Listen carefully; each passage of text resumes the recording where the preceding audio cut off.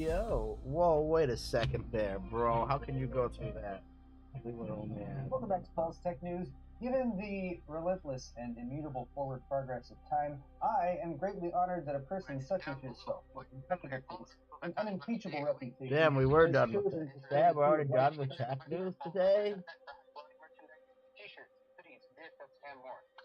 October 20th, 1977, Skinner. a date that would forever echo through the halls of music history, Skinner, but not for the reasons anyone had anticipated. Leonard Skinner, the Southern rock stars, had just dropped their game-changing album Street Survivors 3 days prior. Their star was shining bright as they took center stage at the Greenville Memorial Auditorium in Greenville, North Carolina. In the spotlight, they shone like never before, with iconic hits such as Sweet Home Alabama and Free Bird electrifying the audience. Leonard Skinner was soaring to new heights of fame, and a big American tour would follow. But behind the scenes, a chilling fate was closing in. Little did they know this would be the last time the founding members of the band performed together. After Street Survivors hit the shelves on October 17th, Leonard Skinner started a big tour across America. Rather than relying on commercial flights or spending long hours on a tour bus, the band made the decision to rent a Convair CV-240 dual prop airplane for their travel between concert venues. This choice allowed them to reach their destinations faster and easier, accommodating their busy touring schedule. Interestingly, just months prior, Aerosmith had considered renting the same airplane, but their management declined it due to safety concerns, especially after observing the pilot and co-pilot drinking from a bottle of Jack Daniels during an inspection, and this decision may have saved their lives. Following a concert in Lakeland, Florida, Leonard Skinner flew to Greenville, South Carolina for their next show on October 19th, 1977. During the flight, a 10-foot stream of sparks and flames shot from the plane's right engine.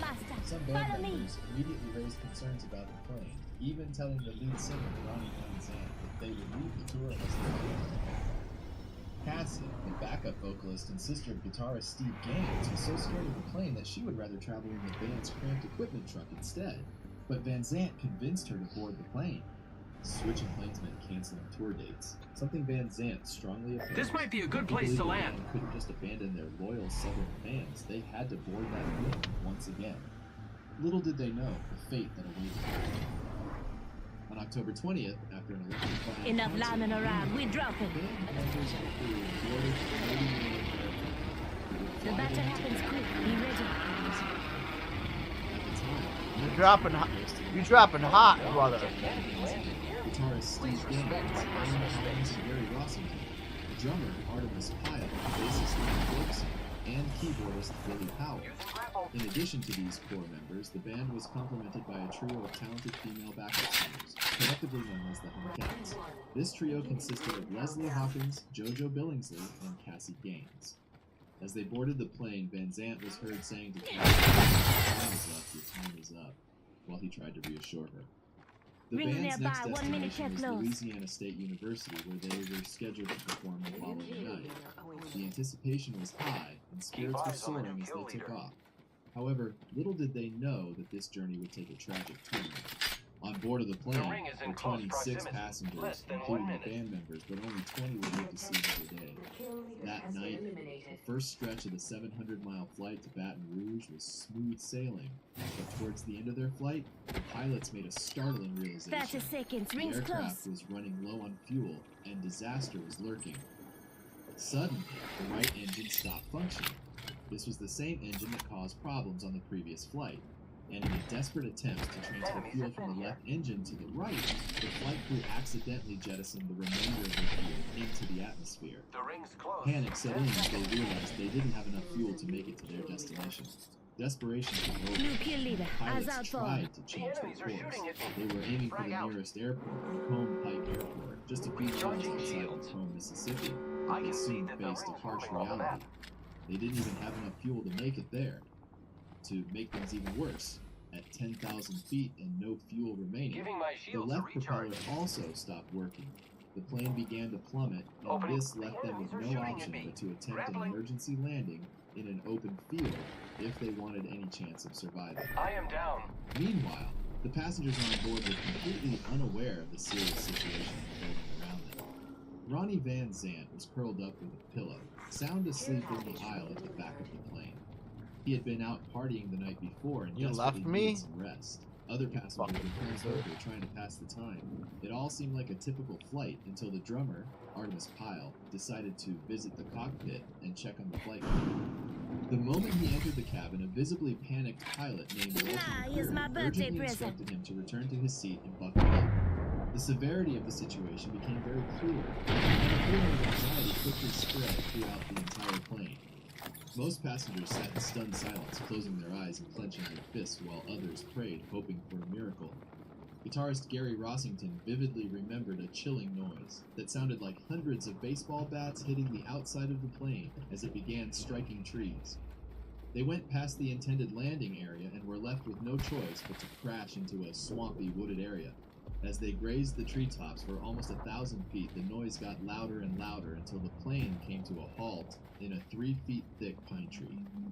The impact tore the plane completely apart in the 10 to 12 seconds it took to go from 100 miles per hour to a sudden stop. This force threw the passengers out of the plane and onto the forest ground. Rossington passed out during the crash. Half the And when squads he are gone. regained consciousness I'm several fine with minutes that. later, he found himself on the ground with the plane's door on top of him. In his confused state, he looked at the scene and quickly realized that the plane was completely destroyed. The wings and tail had been torn off, and the cockpit, containing the deceased pilot, had separated completely. The plane had slid 500 feet after impact, leaving a trail of wreckage behind.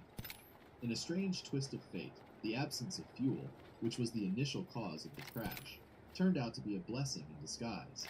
It prevented the plane from bursting into flames upon impact, potentially saving many lives. However, despite the absence of fire, not all were lucky enough to survive. Long before that tragic flight, Ronnie Van Zant openly expressed a haunting belief that he wouldn't live to reach his 30th birthday.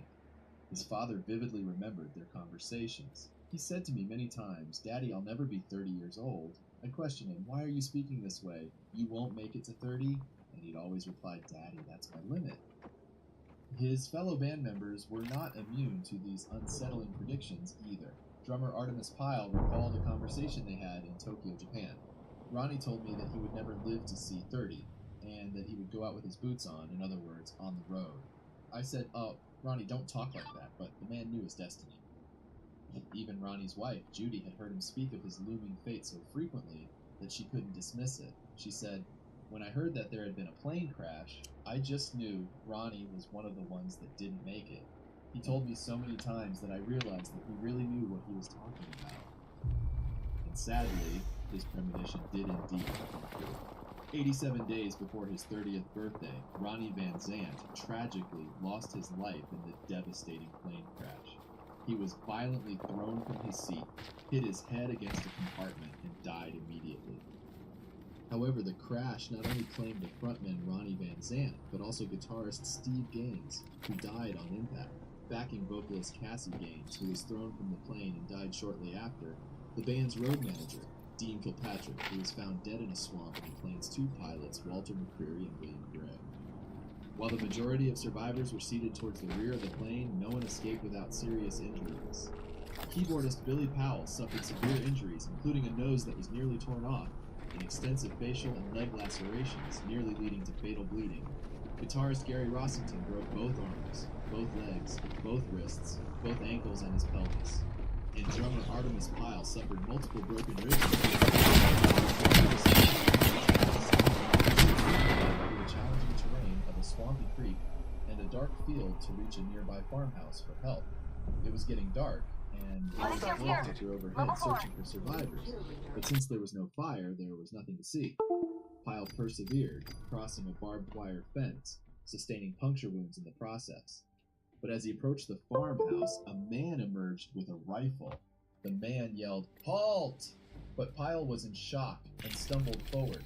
The farmer then shot him in the left shoulder, causing him to spin and fall. The impact spun him around and he collapsed, believing it might be his final moments.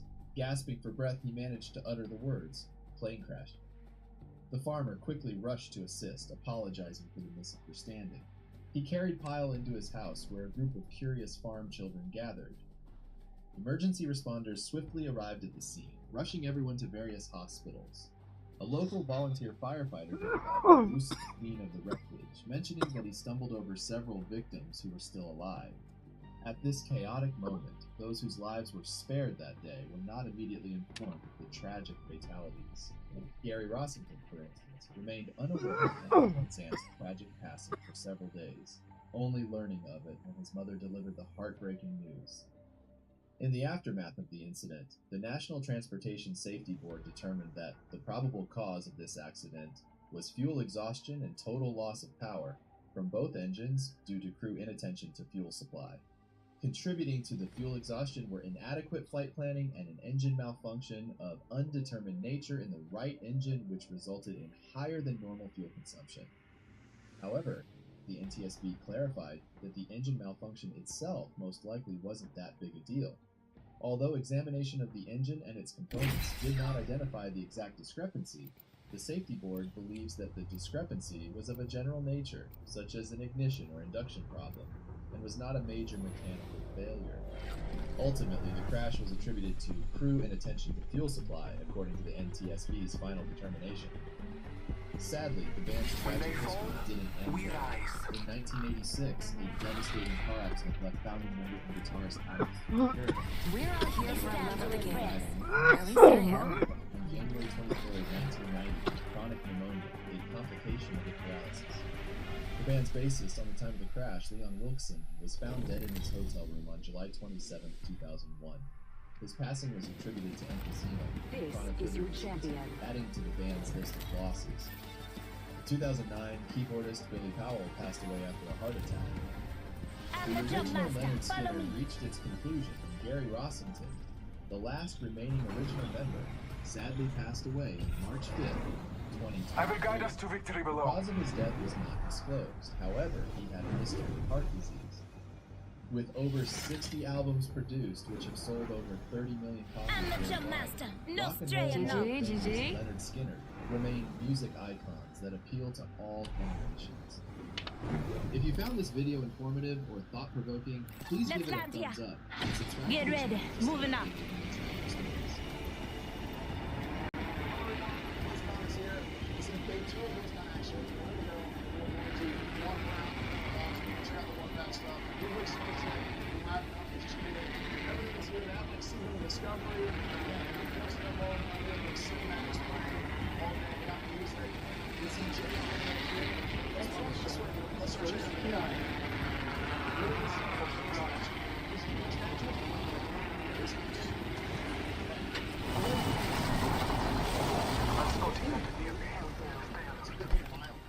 Next ring is not close.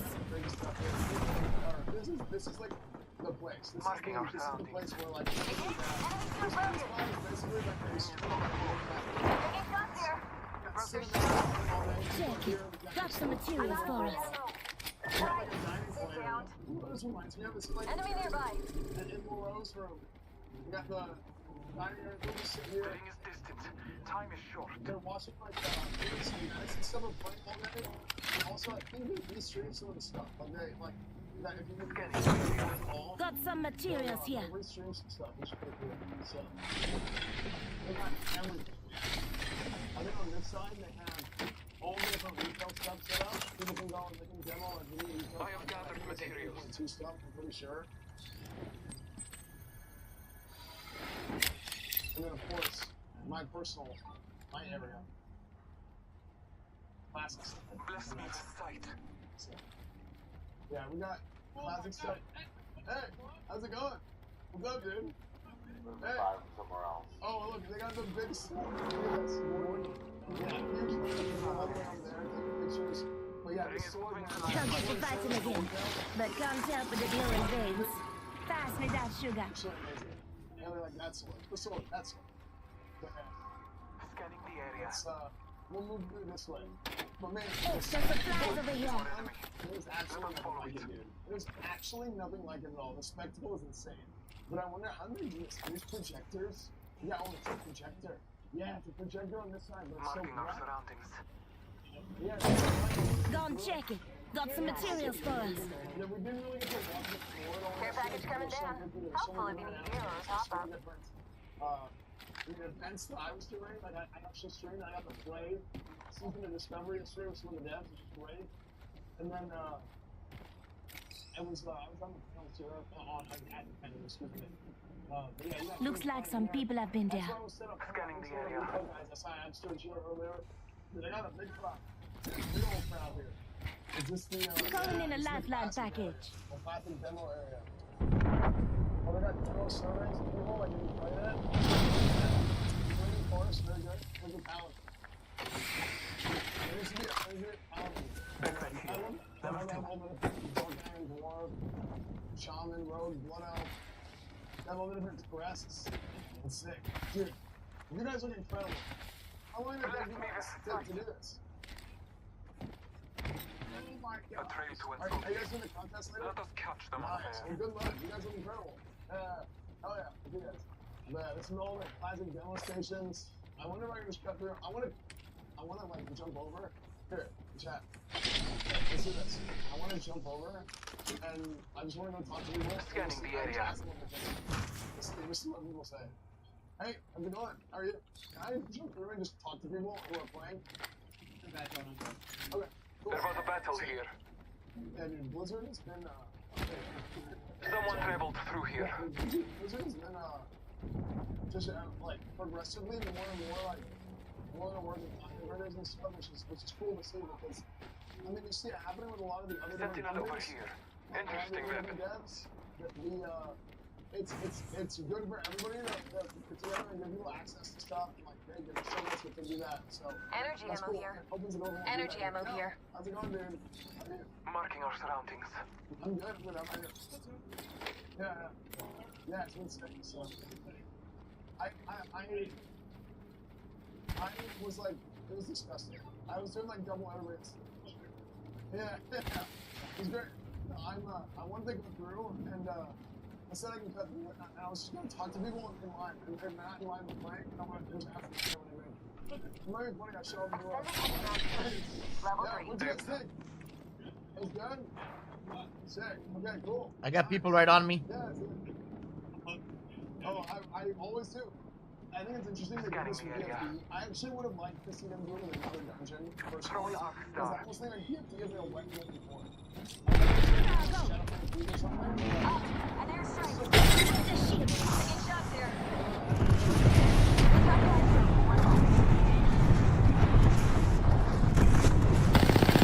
I'm spotted, taking fire.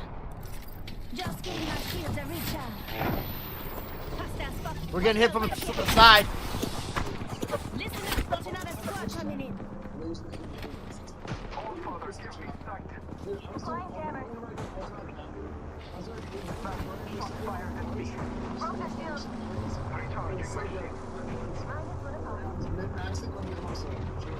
The Lincoln was just like, so quick. It was crazy. Like, just looking through and just seeing all these people playing. Another squad coming in, and they're not friendly. Discovery. I don't know, I think I'm worried that I might be going a little bit There is a overboard. new That's my kill personal leader. thought. I'm excited about the Reloaded potential. a kill leader. Just giving my shields. Target on his back. Yeah. What do you think so far? Yeah, man. What do you think so far? Oh, nice. I hit a rat. Oh, you died. Oh, no. What happened? Just giving my shields a recharge.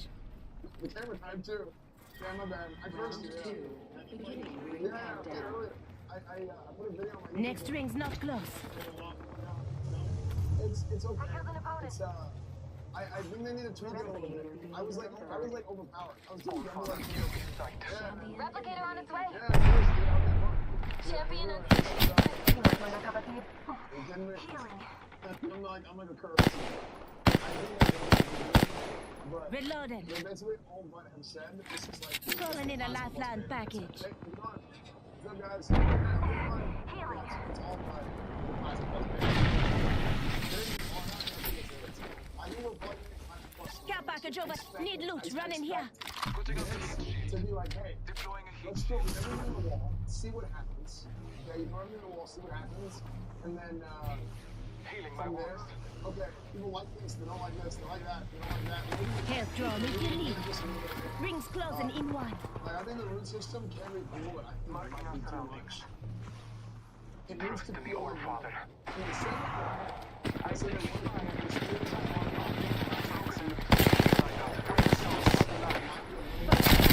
us close. Reload.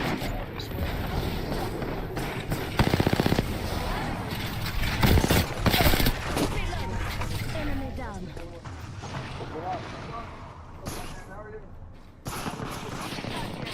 Enemy shield broken. Oh, really? The whole team went. Now, mga pinsan matulog na kayo. Yeah, get me up before the storm comes. I hope it's not going too far, but like you're seeing the potential is like insane. Like the police gun is like I saw the police gun yesterday with the panel and I was like, You gotta come to Charging the. shields. Alright, well, I can't get you from there, but. Real habit of getting the bed as far as Evo shield here. Level 3. Para tayo. Quick line and I got you. Come on, Richard. Say hello. Recharging my shield. 1 sec.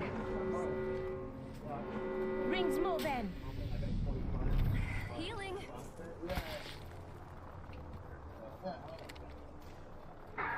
Taking a moment to heal. I'm like, well, yeah, man, let's see that. Oh no! Attention. No, wins!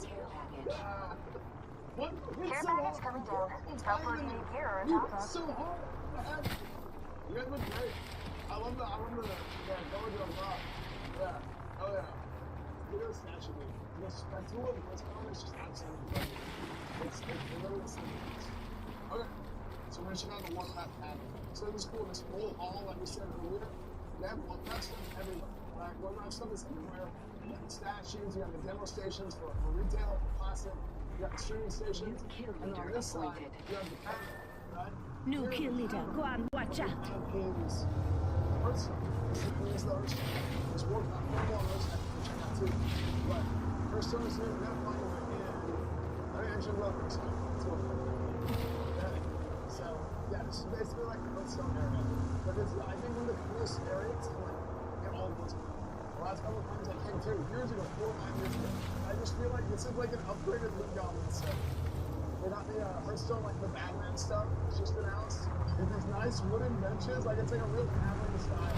Super cool. I love the RPG stuff, man. I love the RPG stuff. And this is a bar.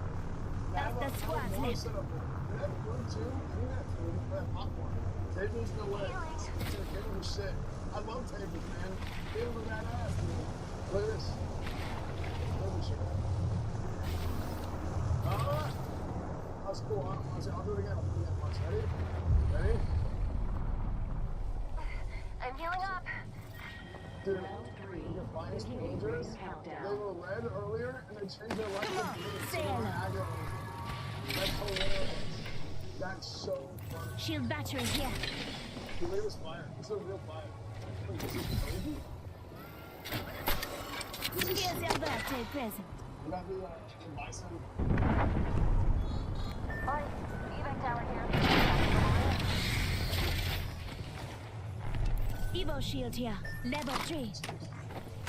It looks like actual Legos, but they're just Replicator on its way down. Isn't that look cool?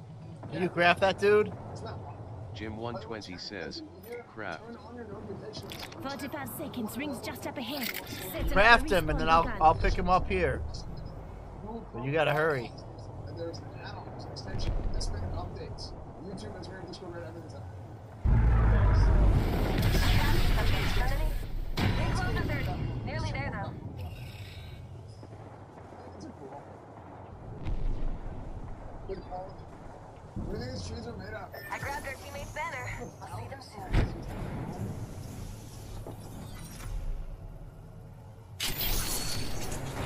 You're gonna have to run, bro.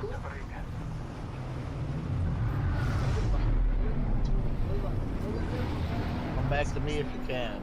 Let me go on through when you get to me. I return to the hunt.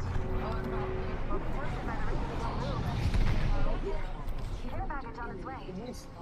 The ghost may have been my foe, but you have to shine again. It's just amazing. Absolutely incredible. Grenade, look out! Getting shot at. They're overpowered. They're really strong. Always over. Alright, got you amped like a champ. We're here in the Dark Moon. The real Dark Moon Parish. They do this Oh, at Father, this give bunch of fair games and stuff going on here. It's like super hype and exciting. It's healing. Like, you know, once a month it comes. What is it? The first Sunday, the first Monday. Think they can handle it? Another squad is here. Look alive. I am taking fire. Shows up. There's a bunch of different like games or like little things. There's a new kill leader. But in retail, it's nuts. Like it's its own spot. It's a portal. It's an open space area, and then all kinds of stuff. So they got a bunch of different like pins and badges that you can win here. I guess doing games and oh my gosh, look at these guys' collections. What's up, man? Hey, is this yours? 1 minute till ring close. Yeah, look at this. This pin collection is nuts. No. Yeah. This is sick. Yeah. So how many pins do you have total? Total? Oh my god. How many pins are there? Ring's not that far. 800 US pins that are like Blizzard, like related, like pins. Oh my gosh. And we have almost all of them. I'm only missing a set. Oh and my I have god. every Blizzard pin that's been made. That's wild. 30 seconds till close. We can. Wait, how did you do that? I found the guy that's on this album. He used to be on the team. And was off and traded for a little bit of gas. Hell yeah. Listen up, I'm getting shot sick, at. Man. That's absolutely insane. So you're missing all but like one set. So you have like almost 800 bits. Wow. Recharging my shields. Wow, this is amazing. Oh my gosh. Everything. How, dude, this is probably gonna be so heavy. Oh my gosh. You got stuff. You don't breathe in your backpack. Here's my birthday present.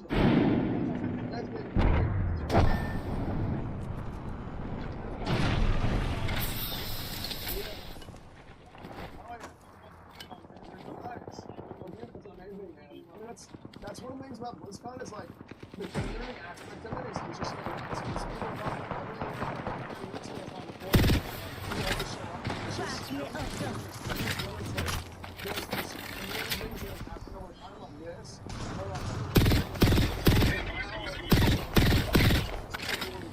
It's a very good vibe. I love sitting like this and seeing people hang out. Yeah, that's so sick. Oh, it's like a vending machine at CC's Pizza. You go and you put the thing and you get the like it's pin shredding. Oh, there's more pin shredding here. 1 minute till ring close. That's what the Garden Fair is. It's like a lot of pin shredding. I'm spotted. Taking fire. What else do you want? Look, you have like food. Yeah, I didn't see this area. There's not food here. And there's no lines because nobody knows about it. Ring's not that far. Recharging my shields. Oh, yeah. These backpacks? Oh, no, it's a 30 seconds. This bag is kind of sick, though. Whoa. Taking fire. Soulstone Power Bank. Ages 14 plus, not a toy. I'm gonna be honest. If this thing said Yalmo on it, the power bank, I would think this is ages 18 plus. This is Recharging my shields. Just 10 seconds. So proud of you, man. Thanks, man. I appreciate it. Thanks. Yeah. Really? Warning. Project in progress.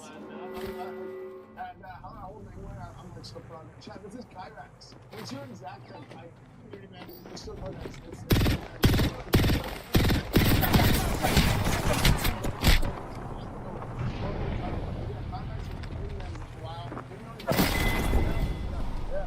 Breathe easy.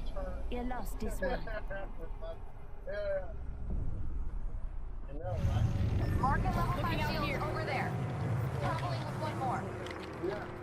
Yeah, there's like a COVID, like fast forward in like the last 3 years, so. It's such a good like, people had all kinds of screenshots of you with your green screen, right? Oh, it was just so good. No, it's fun. Like I think it was like a really good way to take a break for a while, doing like just everything. So it was like a good way to like. I mean, it's something I was really passionate about, right? Like I've always wanted to put on something like that, and it just went so well, and the guys worked so hard on it. It takes long, like I did trying to put in like 100 hours behind the scenes. Like, I'm already kind of cooking up some ideas for like doing something similar in the future. Sure, I'm not the first one to say what's the next one. Yeah. I mean, who knows? Maybe even something for like the season of Discovery. I mean, there's a lot of ideas. Yeah. Yeah, absolutely. It's great seeing you too, man. Yeah, see you too. Yeah, thanks. It's been great. I think that's it for the Warcraft stuff. So the Warcraft part of BlizzCon was absolutely incredible. I bought some things, right? I got a little StarCraft thing too, classic. But absolutely incredible stuff here for Warcraft. YouTube, Instagram, Discord, Reddit, Twitch, Twitter, X, Threads, whatever it's called, TikTok, anything it is. Everything is X-Man TV. So make sure to like follow, like, subscribe, all that stuff. Leave a comment below, like the video, let me know what you guys think. I'm having a great BlizzCon, so I'm happy I get to share it with you guys. So hope you guys enjoy it.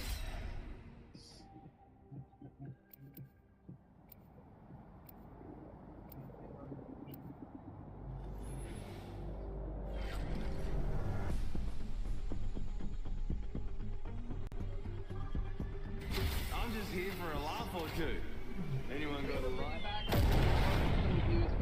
Completely ad-free format, and it's with the engineering help.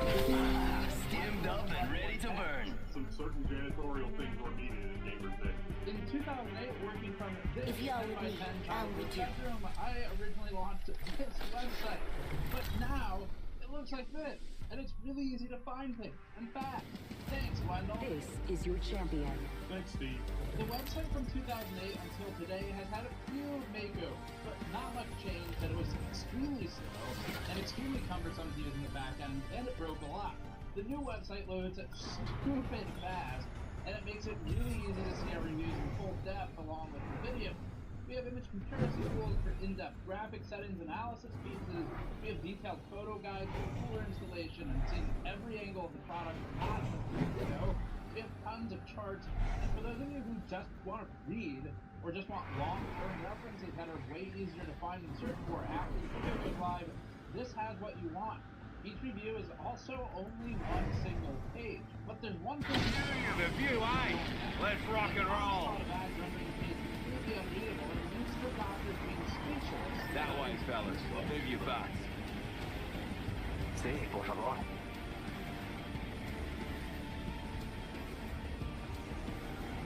Someone's out there.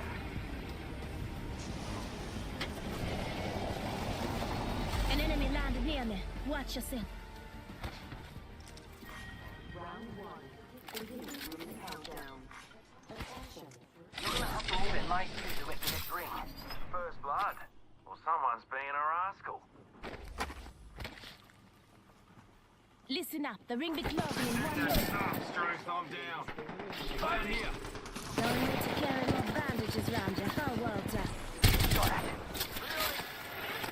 Deploying health drone. 45. Here comes the old knuckle cluster. Listen up. I'm getting shot at.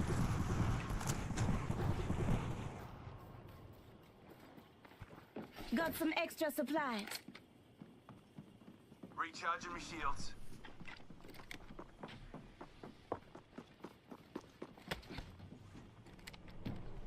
I'm getting shot at. Reloading. Yo, cracked an enemy shield. Recharging my shield. Reloading.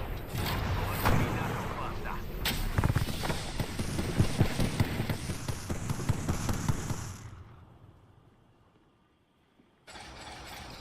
Go on now. Say hello.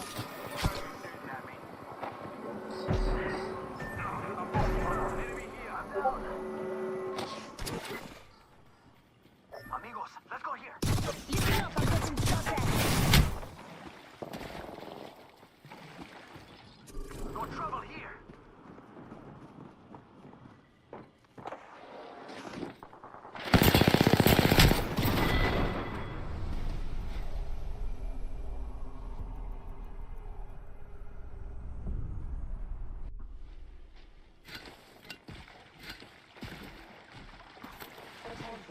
Gotta hop up here. Skull piercer.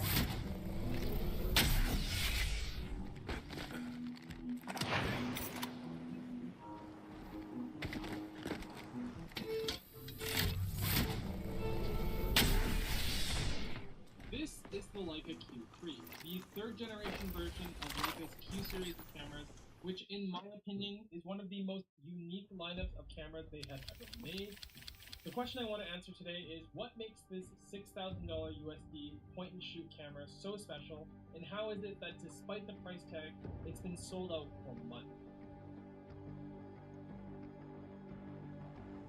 If you're anything like me, when I first became interested in cameras, you might look at the price tag of the Q3 and think that it's a bit too expensive for a camera that has a fixed lens and doesn't have the long list of best in-class specs we've all come to expect from modern cameras. To my younger self, I would say that is what makes this camera special. Leica is not focused on being the best in class at any specific one in respect. Their philosophy has always been to deliver an experience that makes you want to pick up your camera and make videos. The Q3 embodies this approach. It has a new 60 megapixel backside sensor in the same minimal form factor as its predecessor, with a tweak button knob and a surprising for Leica new tilting display. This is my first time using a Q series camera, and I have to say, from the moment I first held the Q3, I felt like I immediately started to understand the hype. This camera is beautiful, and while I don't necessarily think that a camera's aesthetics always adds to a better experience, in the case of the Q3, it does. Since I got this camera, I have not left the house without it around my neck. The look of it alone inspires me to be excited to shoot with it, which is not something every camera I've ever used can do. One aspect of the Q3 that I didn't think would stand up to me as much as it did is the new high-res product. One challenge that I faced in the last video shooting on my lens then is capturing photos of the sun. Because of how much I have grown to love the Leica look, I've still chosen my FX for my other camera, despite it being much harder to capture. The Q3 feels like the perfect minimal. All the richness for simple, practical, What's up, Keith? Good. I got up early. I went to bed early last night. Yep. I know.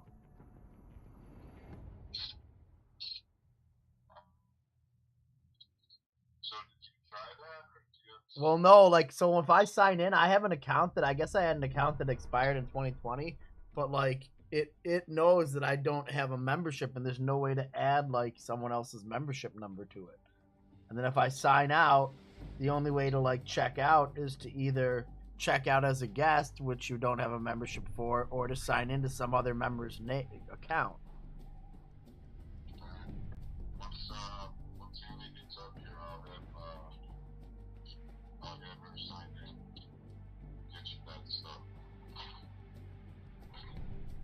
I mean, I'll send you the money via like PayPal or Venmo, or if you want me to go to the bank, I can get the actual cash out.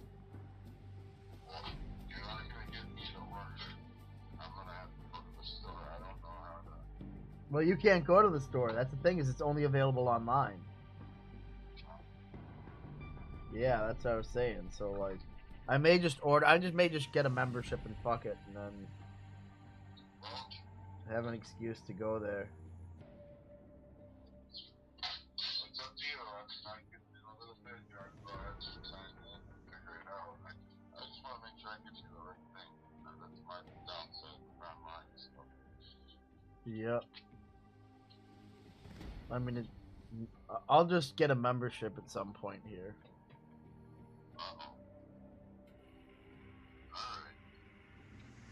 Alright, cool.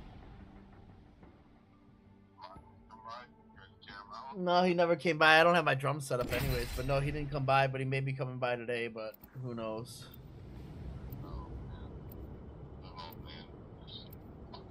Yep. Yep. Yep, that's got a magnetic bottom, right? Let's go. And you just like hit a button and it like, or like attach it and throw a switch and it will like attach itself magnetically where you ain't moving that fucker at all. Yeah. These legs weren't made for walking. What did you have to do that for?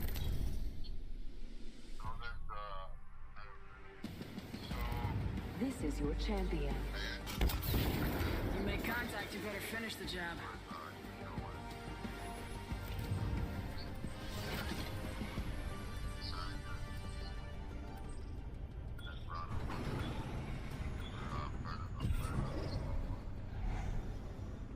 Does it make the tube less structurally sound then?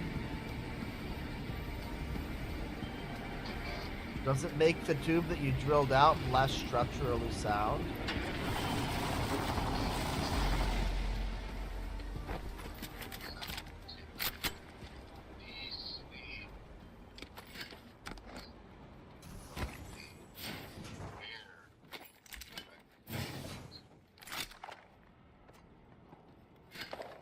But the tube is missing material. So I mean that tube itself is no longer as sound as it used to be. Extended energy mag located over here. Level 4. Right? 'Cause if you're thinking on the edge that it would be on where it would get stressed, it can then pinch and turn and buckle. We're already in the ring. Well, yeah, no, I'm not saying that it's not going to work for the application you have. I just didn't know if it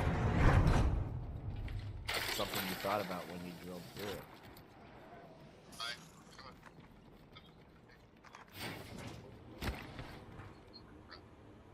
Oh, well then, okay, if you're recreating some other piece and the other piece already existed like that, then it's probably going to work.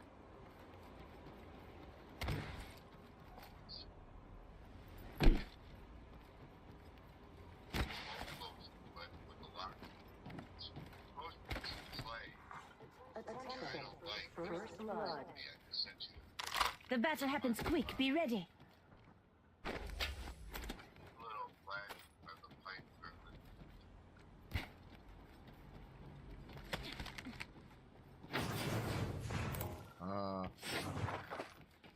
Hold on 1 second.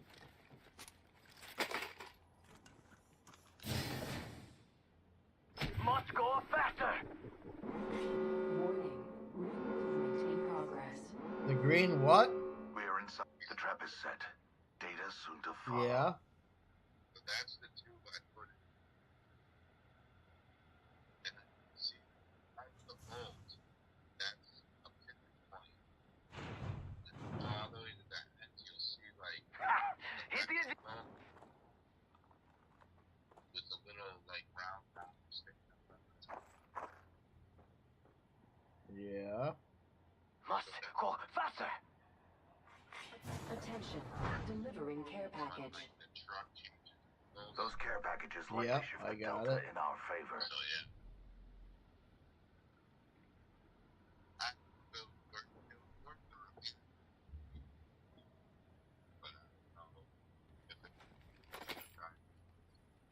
Helmet here. Level 2. It's go time! $1,500, so. Evo shield here. Level 2. Like, what, That's mine. Total? Yeah, then it's probably worth it. Another variable for the lab rats. At least attempting it, and if it doesn't work, then you just buy the right one.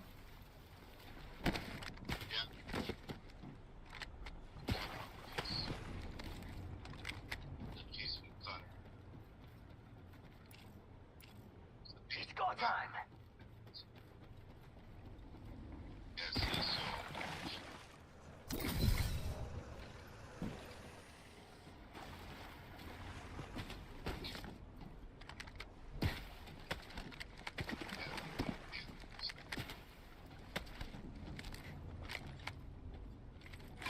Here's your birthday present.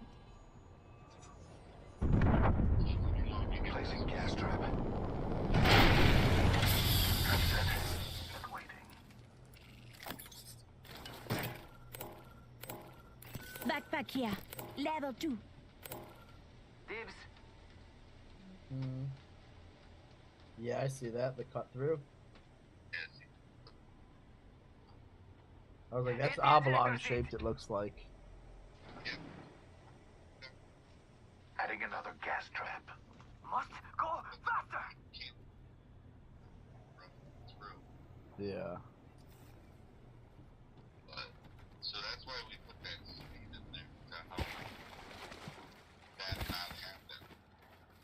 Appreciate it, chica. Glad we're whatever we are now. Yep.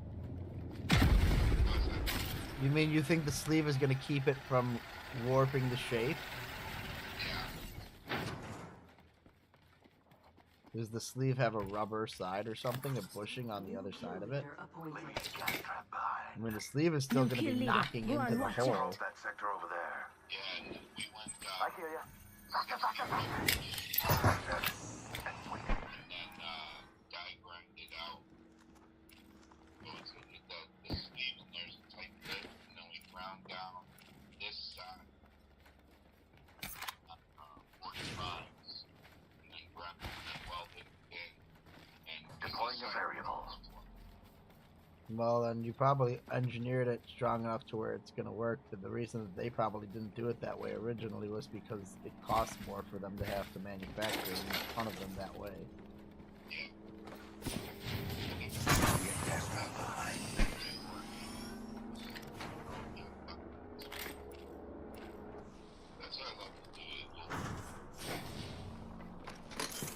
Custom manufacture and modify shit. Let's go over there. I'm bored here. Yep. You should go look at the Roadster shop that Quas and I have the customer over there. For all of the fucking in Mundelein, they've got this place Roadster shop, and it's got some fucking dope. That's all they do is basically do hot rod shit. Listen up, I'm calling a lifeline package in. Placing gas trap. No, I'll get it myself. I'll get a membership and do it that way. Evo shield here. Level 3. I'll let you know if I don't figure it out. Next ring spa. Alright, cool. New kill leader appointed. New kill leader? Not for long, pal. There's a replicator coming in. Are you little scavengers?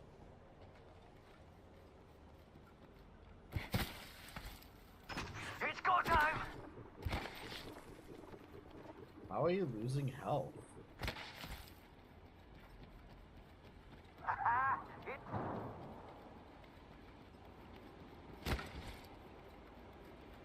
Gas trap deployed.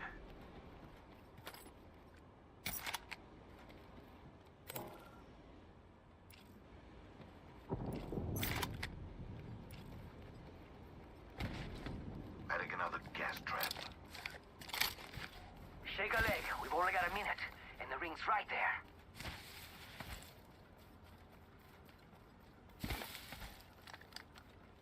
Gas trap deployed. Gas trap deployed. 45 seconds, or we could just walk it. I have a subject in view, far off.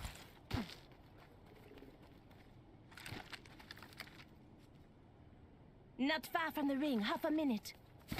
I suggest we do some research in this area. Adding another gas trap. Attention, the champion has been eliminated. Spotted a subject over there. The champion was weighed and found wanting. 10 seconds remain. The ring is introducing a new variable. Warning, ring closing. Dying outside the ring would be pointless.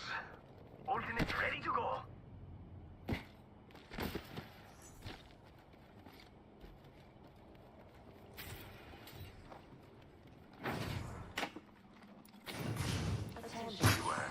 I've added a variable. Looks like a care package is coming in. Big dings in that. Trap set and waiting.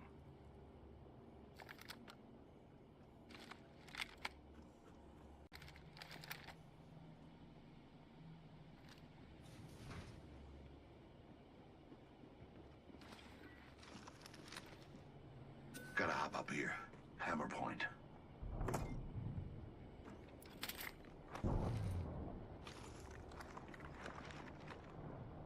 Half toast, half to roast.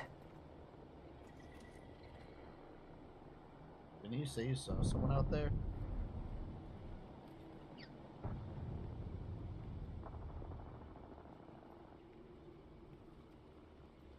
Placing an independent variable. Trap set and waiting.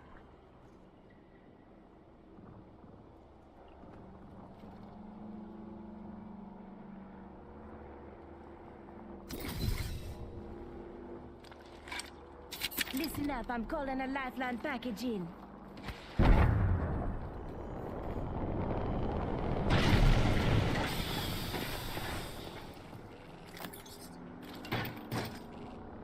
Gas trap deployed.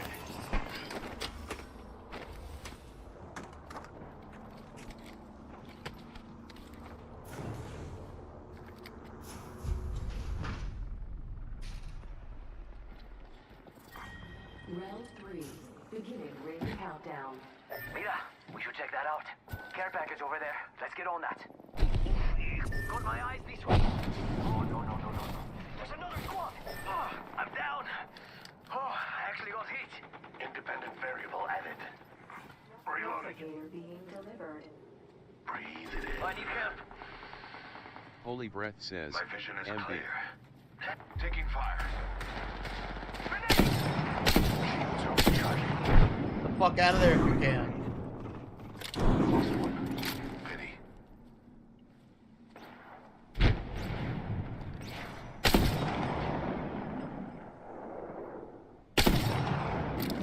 Get out of there. Holy Breath says, since we have a support weapon, we can trap my man. Get out of there. Spotted, taking fire. Recharging shields.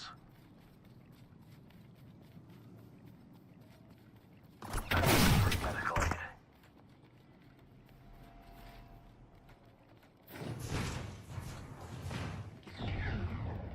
Pass me that shield. Healing my wounds. Just giving my shields a recharge.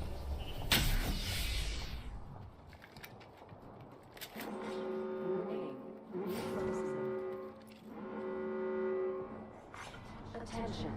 Delivering care package. Those care packages likely shift the delta in our favor.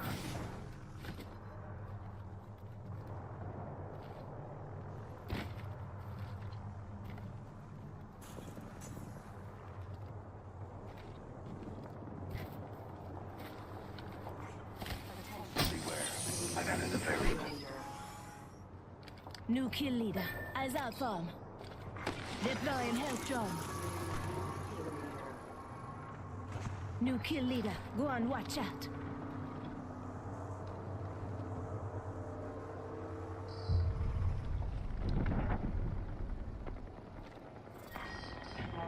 Enemy spotted. Countdown.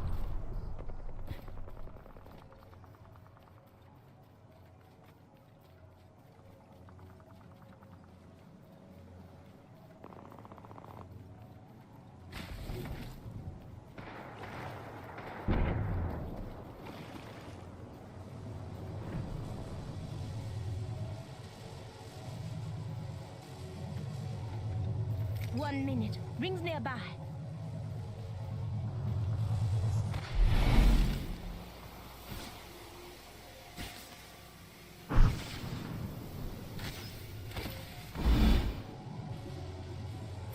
Seconds. Rings close. Deploying health drone.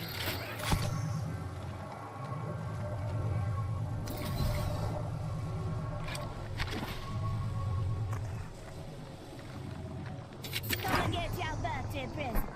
Deploying a variable.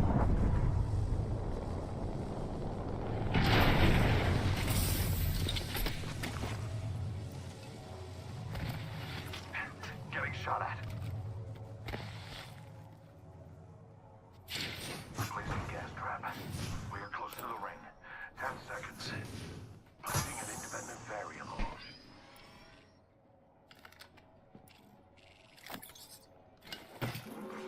Warning. Ring movement in progress. Non-variable for the lab rats. Evo shield here. Level 2.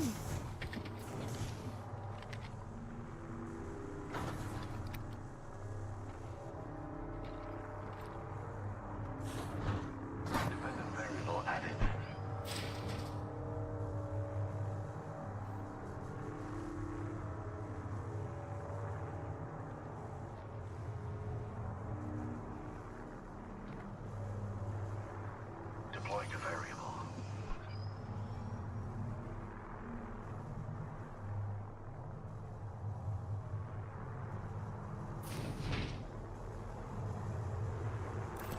package over there.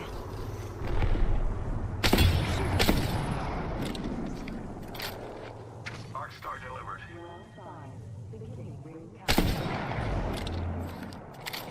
Taking fire. Another variable for the lab rats. 1 minute. Rings nearby. Reloading. Target spotted. Hostile spotted. Let's explore that way. I have all three teams now. I got all three teams. They're all looking 45 seconds. Rings south just up ahead. 240, south 300, north. Southwest 240. I have a subject in view. Straight north. 30 seconds. We are close.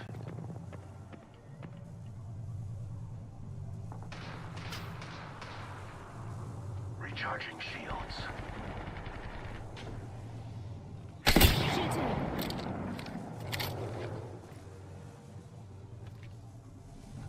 10 seconds remain. The ring is close. Make them out in the open. Run them out to the open. You need some heals? If you get up to me, I can heal you, but... Make them run to the open. Pick them off. The trap is set. Data soon to follow. Take a deep breath.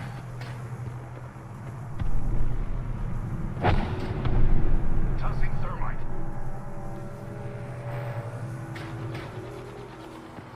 We've got another squad. Arm up. A subject landed near me. Beware. Help drone if you need. Independent variable.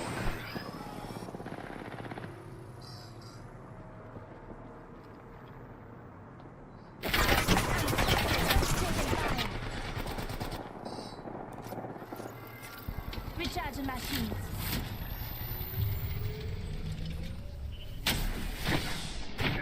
They'll pick you up from there. Don't... Plan's got your back.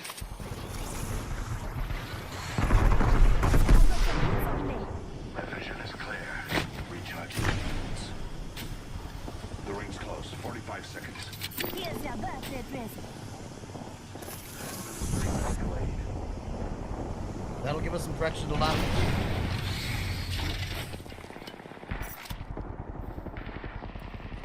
Seconds. Help drone if you need it. Windsor_Goop. Hey mate, what's up? Nice streaming.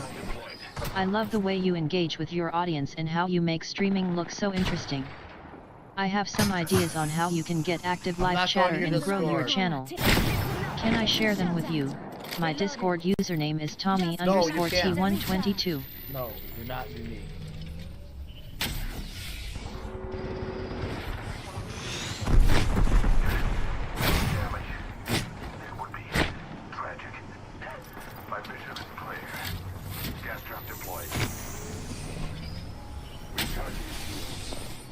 Drone if you need it.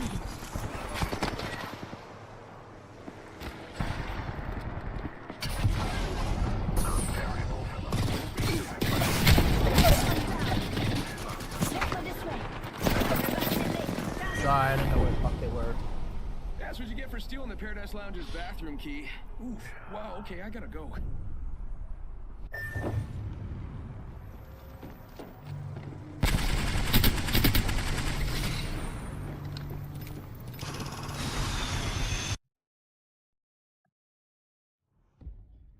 In a relatively compact form factor.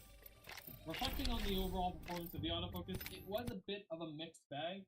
When set to Intelligent AF, I found two distinct quirks with the Q3. The first quirk was that the autofocus often hunted in and out a lot, particularly on static subjects and in low light scenarios. The result of this was some uncertainty if the shot was perfectly in focus when pressing the shutter down. The second and more annoying quirk to me was the behavior I experienced when the shutter was half pressed in IAF mode. When half pressing the shutter to focus on a particular part of the frame, the Q3 would increase or lower the exposure of the image about a stop in order to grab focus accurately. This becomes an issue because if you hold your shutter down halfway and wait a while before actually taking the shot, you end up looking at an incorrect exposure that is not what is actually captured in the final image. This can lead you to misjudge your exposure in split-second moments. I ended up setting the camera focus mode to autofocus single, so when half pressing the shutter you only end up with a brief exposure up or down, and then the camera returns the correct exposure that you intended. The caveat to this is that you lose out on the benefits of the intelligent switching between autofocus single and autofocus continuous. It's possible your shooting style won't be affected at all by these autofocus quirks, and I want to be clear that I actually found the autofocus to be quite accurate in most of my shots. The face and eye detection was particularly good with shots of my son, so despite the quirks, I'm happy with the shots that I got, especially of him, because I would otherwise have probably missed some of these shots on my M10. The most surprising change Leica made from the Q2 to the Q3 was the addition of this tilting screen. I really appreciate their inclusion of this because I've always disliked cameras that do not have a good option for shooting for the hip. It's the main reason that despite my M10 being a great rangefinder, I always opt to use my EVF with it because it allows the immediate convenience and you get from shooting from a lower point of view. I do wish that the display was a bit easier to pull out from the camera because the hinge that Leica designed feels almost overbuilt. It's quite stiff and requires more force to tilt down than I would like. This issue is particularly noticeable when you want to tilt it down quickly when a good opportunity for a shot comes up. The EVF built into the body is bright, sharp, and what I would expect on a modern camera at this price point. I do like the novelty of how the diopter for the EVF is adjusted. It's a little push button that sits flush with the top of the camera, preventing any accidental knocks to your magnification. Now I want to talk about the most appealing aspect of this is adjusted. It's a little push button that sits flush with the top of the camera, preventing any accidental knocks to your magnification. Now I want to talk about the most appealing aspect of this entire system, Leica's legendary 28mm f1.7. But first, I have to tell you about the service that helped me through the testing of the Q3 and the sponsor of today's video. Hello and welcome. Fuck!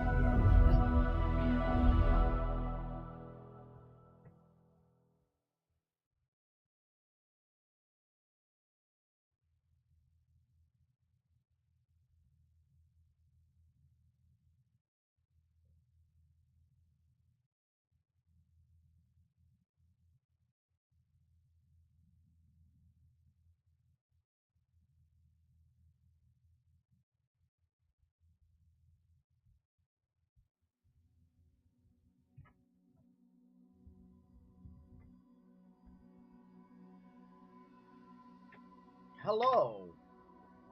Let's see if I can actually get into,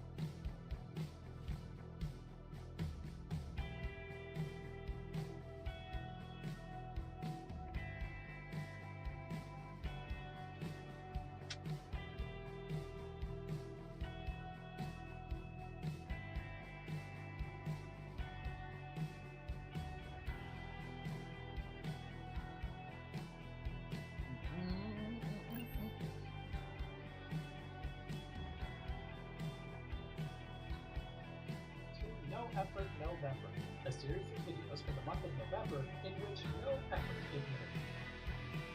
ignore all this, doesn't matter. Have you ever wondered what makes big trucks and vans go beep, beep, beep when they're backing up?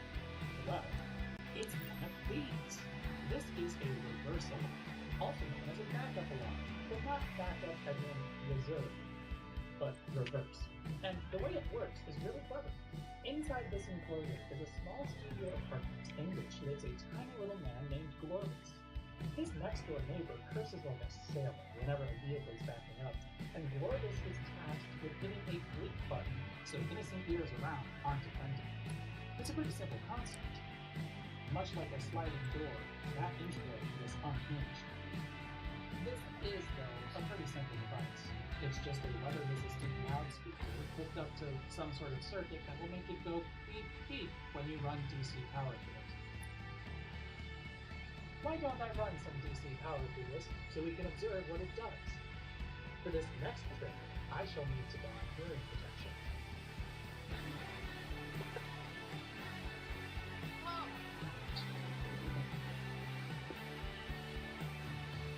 Oh well. Are you ready? Here we go.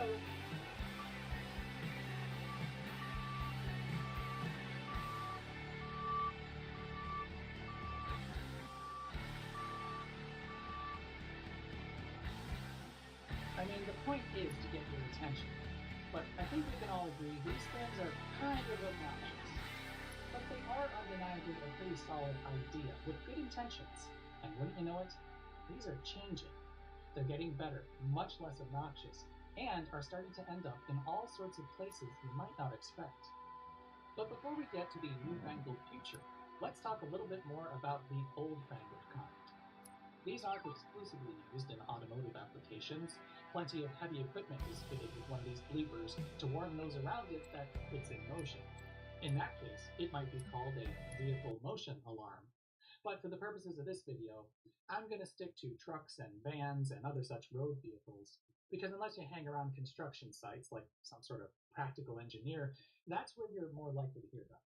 I think, anyway. In those cases, these come on when the vehicle they're attached to is in reverse. The driver of a large vehicle doesn't have great visibility when backing up, so these things became mandated by...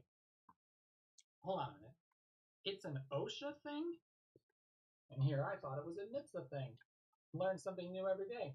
Apparently, it's the Occupational Safety and Health Administration that mandates these things on any motor vehicle equipment in use by an employer with an obstructed view to the rear.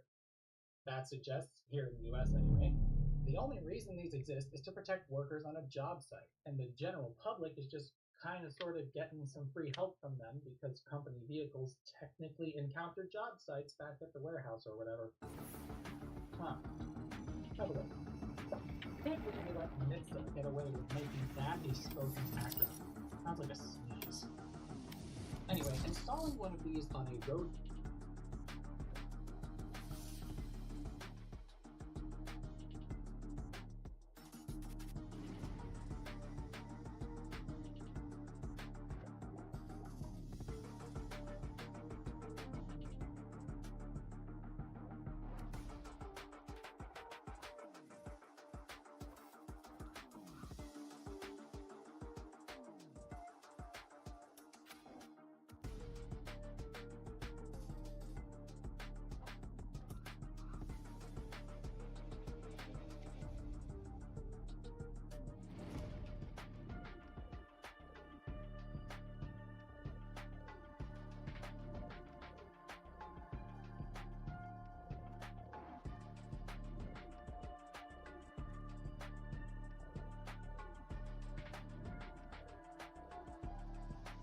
Match found.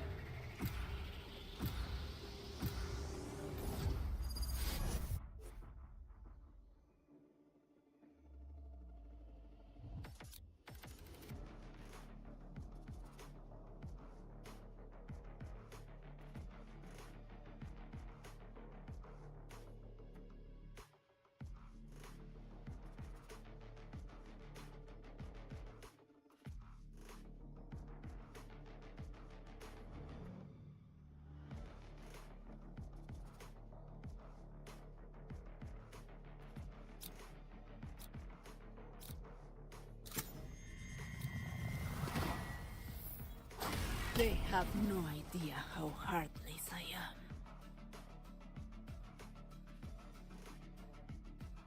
Vehicle is pretty easy because a road vehicle has reverse lights.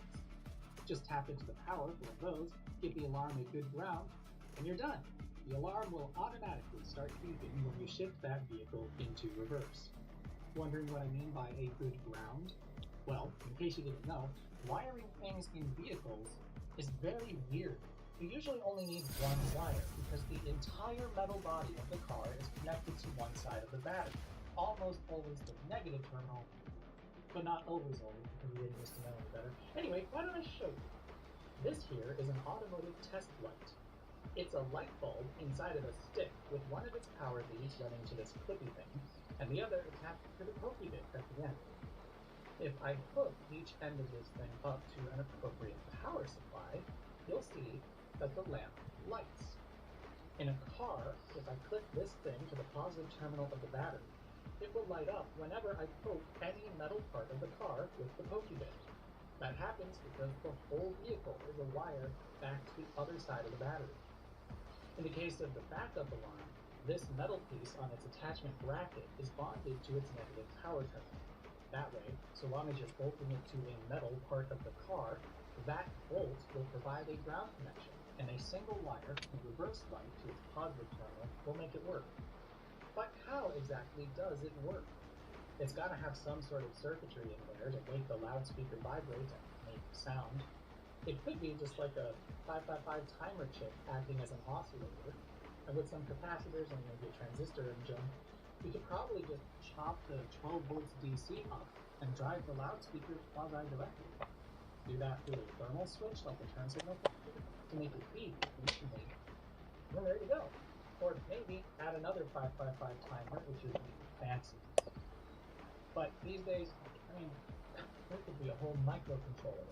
Reina, there are better ways to survive than your path. I'm so ashamed. Pobre de mí. How will I live with myself? And it's going to see all manner of weather. Who knows, it might literally end up underwater. But, through the magic of buying two of them, and some patience with the thermal tool, I was able to declot this one behind the scenes. And then I cut it open. Surprisingly, this thing was filled with sand. Or at least I sure hope that's sand. And unfortunately, its circuit board is trapped in that epoxy resin, so there's no way we're going to get a good look at it. But that's okay. I have a backup alarm. Because it's November doesn't mean I'm not prepared. This one circuit board was just chilling in the launching sand, smoke, so we can look at it. And yeah, this is enemy spotted A. Launching smoke. And that monster sends the loudspeaker across the DC pins. Pathetic. What are you guys doing back here? Beacon down. It's not very complicated. Now here's done. Enemies A. Weird small cars like a Nissan Figaro can be made even weirder with the simple addition of one of these. A smart car or Mini Cooper are also excellent choices. Your neighbors will love it. Spike down A. With a backup beeper from the factory, it's a Japanese domestic market car, so it beeps when you put it in reverse. If it beeps, this has backup many Last player standing. who have found this behavior in cars to be completely silly. 30 seconds left. US market cars, notably the Prius, and some people just contain their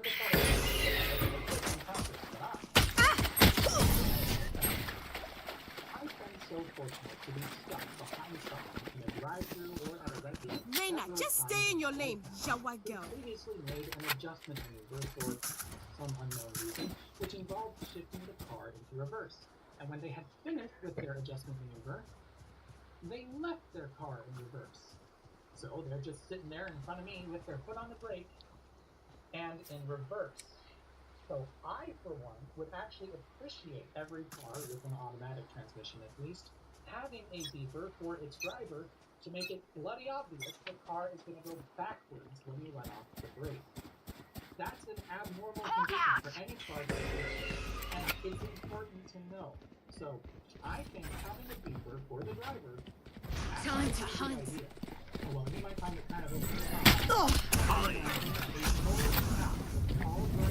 Cutting through this.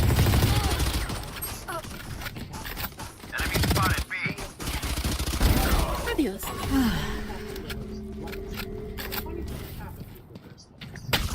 Still in sight.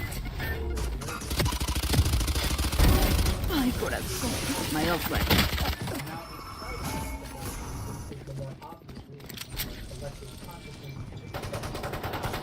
One enemy remaining. Mid. Right there. Charlie, I face one. I kill him. Gun here. They think they put us in the dirt. They're gonna find out we weren't buried. Just planted. Because that's what reverse lights are actually for. They're an extra set of headlights on the back of your car so you can see behind you at night. The fact that they let other people know you're in reverse is largely incidental. Now, obviously, it is useful to know that a car around you is in reverse. I literally just gave you an example where I knew the car in front of me was in reverse, and it was a good thing I knew, because I could try to avoid an incident by taunting that person to let them know that they're in reverse. It never works. They're just confused why I'm taunting them. I'm not Move all you can. I got two over here. Walking up to their window, so without a PA system to yell at them, You got numbers. and if you're in reverse, best I can do is hope they realize it quickly when the light turns green, and just in case they don't, pucker up and prepare to get Cutting their vision. Spike clear.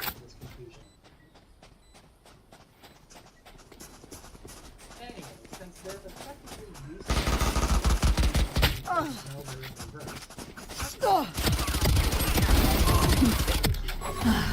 One enemy remaining. and those just walking around. I need help. If you're walking, you know to stay away from the car, and if you're looking for a spot, you know that person's moving. But not if it's because Reloading. cars like to turn on the reverse lights and leave them on for a Gun while. here. Even death cannot stop me. And even come back on and unlock the car. This behavior annoys lots of folks. No workers, mate. Just keep it up. All wrong.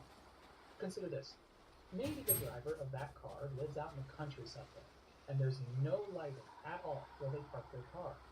Having the reverse lights stay on for a bit when they get out might be really handy for that driver, because those reverse lights will illuminate the area around the backside of the car and let that person see in the dark a little better, which is literally the We reason win. We they were survive. invented. And how do I know that? I asked a search engine.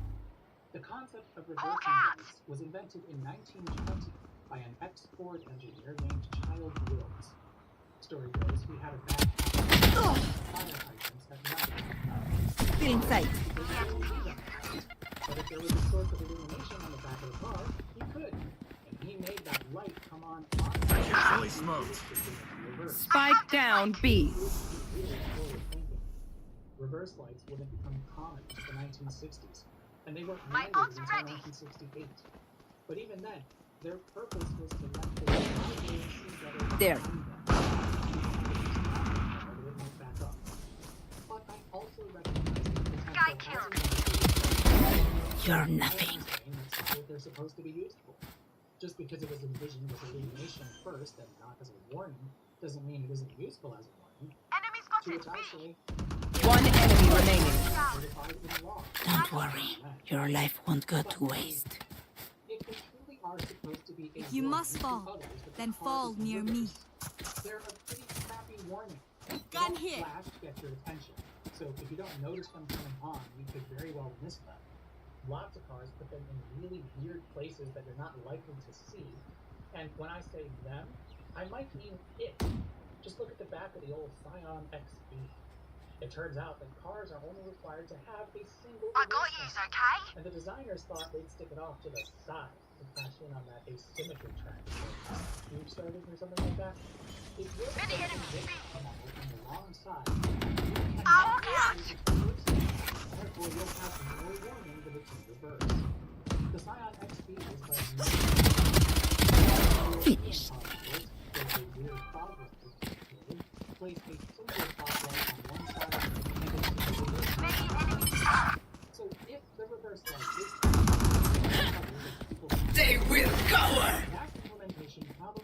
illegal. Yet it is. So Enemy that spotted B. reinforces the idea that its main purpose is illumination. But none of us remember that, so it's not deemed important anymore. And the great tragedy of this collective confusion of what reverse lights are actually for has led to Last player standing. Spike down B. One enemy remaining. They satisfy the regulatory requirements of one. Everyone thinks it's just fine. But I Blind fools. Blind fools. 30 seconds left. Where is my limit? As much as this world hurt me, it's mine, and I will kill to defend it. Here. Reverse lights present a convenient circuit to tap into to make a reverse alarm like this alarm when you're in reverse. So attaching one to a car or truck or van is as easy as bolting it to a bumper, splicing a wire into the positive lead of the reverse lights, and running it to this point. For you, Hermanita. Got an automatic backup beeper. But there are two major problems. You want to play? Let's play. First, they're obnoxious and loud enough to cause hearing damage. And, fun and definitely not ironic fact, we can thank OSHA for that one. The way the regulation is written, reverse alarms must be 5 decibels louder than ambient noise levels. You need to be able to hear them. But since construction sites tend to be quite loud with all that heavy equipment rolling around, the easiest way to make sure you is to make the alarm stupidly loud. This one produces 97 decibels of sound pressure at Many enemies mid. distance. Tried to find out where it's measured from, but this data sheet didn't say so. Many enemies mid. But wait, One enemy remaining. these are getting better. With those stupidly cheap microcontrollers, someone could conceivably design like Hey!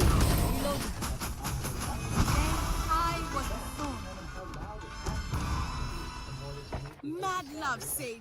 Come on, girl. That win's gotta be worth a smile. The folks at Echo, the manufacturer of this more legit one that I only bought one of and am not willing to tear into, have done just that. Great work, folks. You're making the world a slightly better place. But speaking of echoes, that's the other big problem. The flat tone that these things produce, while definitely loud enough to hear, is difficult for our brains to locate in three-dimensional space. If you're near a backing up vehicle with one of these beepers, you'll definitely know something is backing up by the impossible to ignore beeping. But the way that sound reflects on the surfaces around Enemy spotted mid. Imposter killed. Confounds our sound localization abilities. But those clever scientists realize that white noise, or any sound similar to it, is a lot easier for our brains. One enemy remaining. Enemy spotted.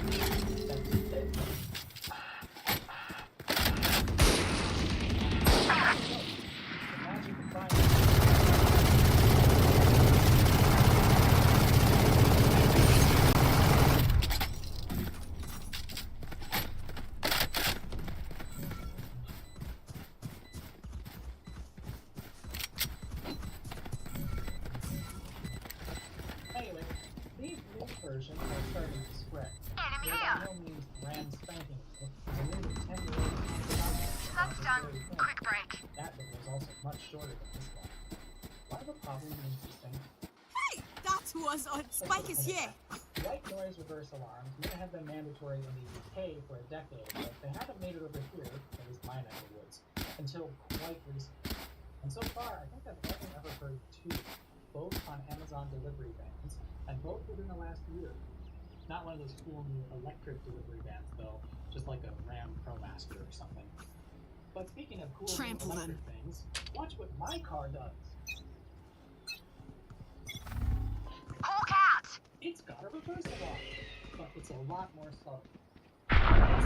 Scatter! Well divided. And they may also be really incredibly terribly behind on lighting.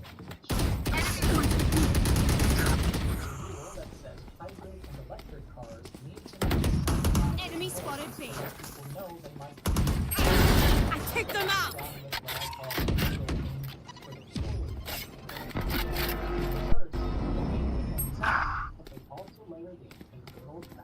backup B. Sweet. Got to target a star. You will not kill my ally.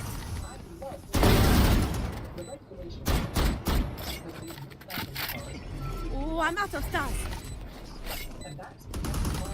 Last player standing.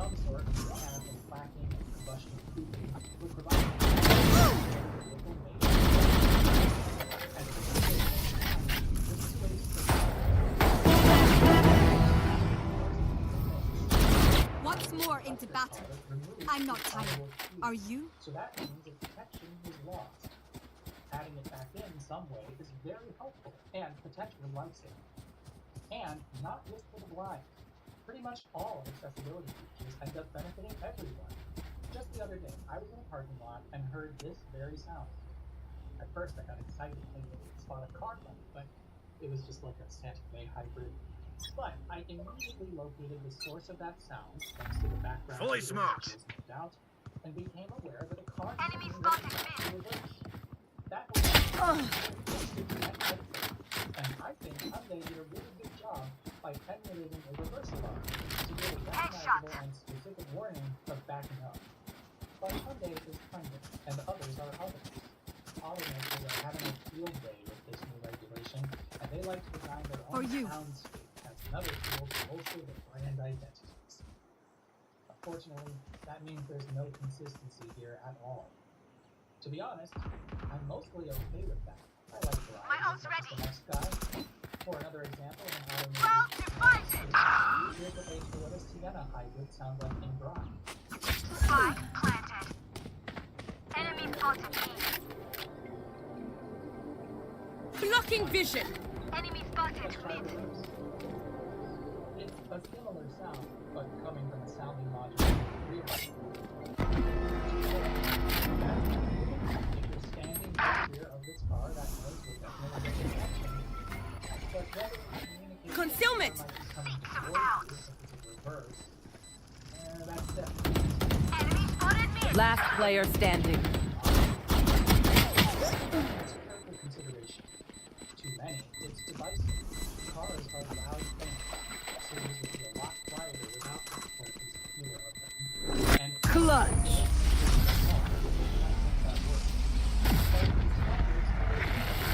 Do specify Let them try to get through me. Above about 15 miles an hour, highway noise is considerably louder than these below units. And in my honest opinion, I don't think any of the pedestrian sounds are loud involved, even if someone's coming home at night when others are sleeping. Some are Go on my mark, yeah? more intrusive than others. Take a wild guess at which one I Go on my mark, yeah? You're right, it's that one. But so long as it's Hawk out! Blinded. Fully smoked. Enemy spotted A. Stim beacon here.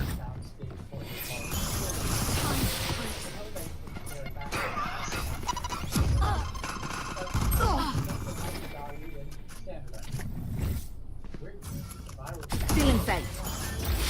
I've got your trail. Reloading.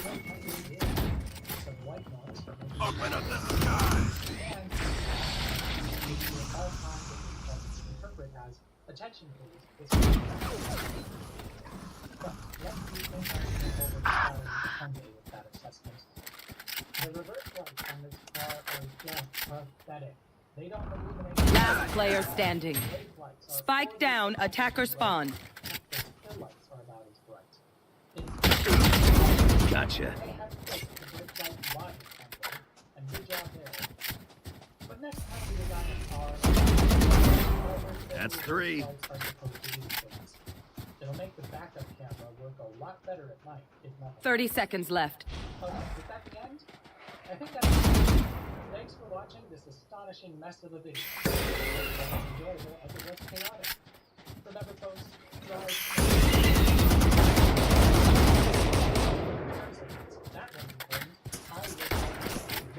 One enemy remaining. As should we all.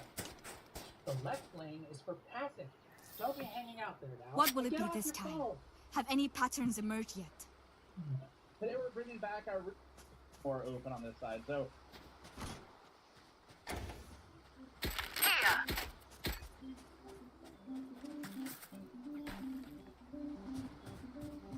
Big Merch just leaked that Twitch took 100% of his sub money, and instead he was paid out a minimum guarantee. And I don't know how you feel about me telling you this, but I'm just gonna tell you, well, I didn't see any of that.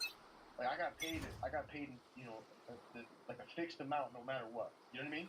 So when someone comes to the stream and they gift 100, they're just, I don't know. You know what I mean? Hey, I appreciate that. Just love. You know what I mean? But I don't. That's not. Scatter. Because you get a certain amount. It's called an MG. Unavoidable. Okay. But with Kick on the Kick deal. Spike down B. I get an MG and I get all my shit. You know, it's still appreciation, but I'm sure you guys can imagine. It's a little bit different. Hello, guys and gals. Me, Mudahar, and boy, oh boy, cheaters really do ruin everything, don't they? Now, ladies and gentlemen, in the last couple days, console gaming has had some rather sad setbacks, okay? Now, to start off with, I'm going to be really nice here. PlayStation. You know, people always say, Last player standing. Do you just love PlayStation? No, I don't. I made several videos calling them out as bad behavior. One thing that I don't like is recently they released the PlayStation 5 digital disc drive, which basically is 32X. 30 seconds left. 32X. Remember the Sega CD? Remember when you had to like jerry-rig a console with another product? Yeah, PlayStation 5 has a digital product where if you want to have physical disc drive, you can buy like an $80 separate thing and just slide that shit Last right round in the half. The thing is, Don't be cheap. internet connection Spend it all requires before that it's your gone. disc drive and PS5 console upon setup. Now, there's been a few people who have raised up some serious concerns. Whoa, can you really preserve something that needs to connect to an internet server? No, you can't, because once the server's gone, that hardware becomes e-waste. And for an entire industry that wants to make me feel bad about green energy and all that shit, I have your back. why is it that we are so consistent on producing ready-made e-waste all the time? Anyways, ladies and gentlemen, this is kind of copyright situation, section 1201, where they actually... My ult is ready! Go for it! Bye-bye! Reloading. Those of you who don't know, gaming console discs, even if they have the complete game on them, are locked to the brim with DRM and encrypted format. And you typically need official... Last player standing. to decrypt that information. This is designed... One enemy remaining. Right there! In a unlicensed drive and start decrypting information.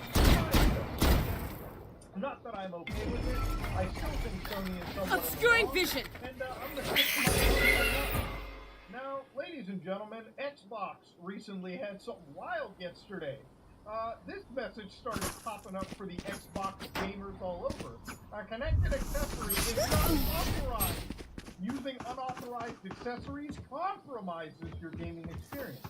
For this reason, Switching the sides. accessory will be blocked for use on 12 No more doubts. 2023. We're ready. For help returning it, you better check with the store, idiot.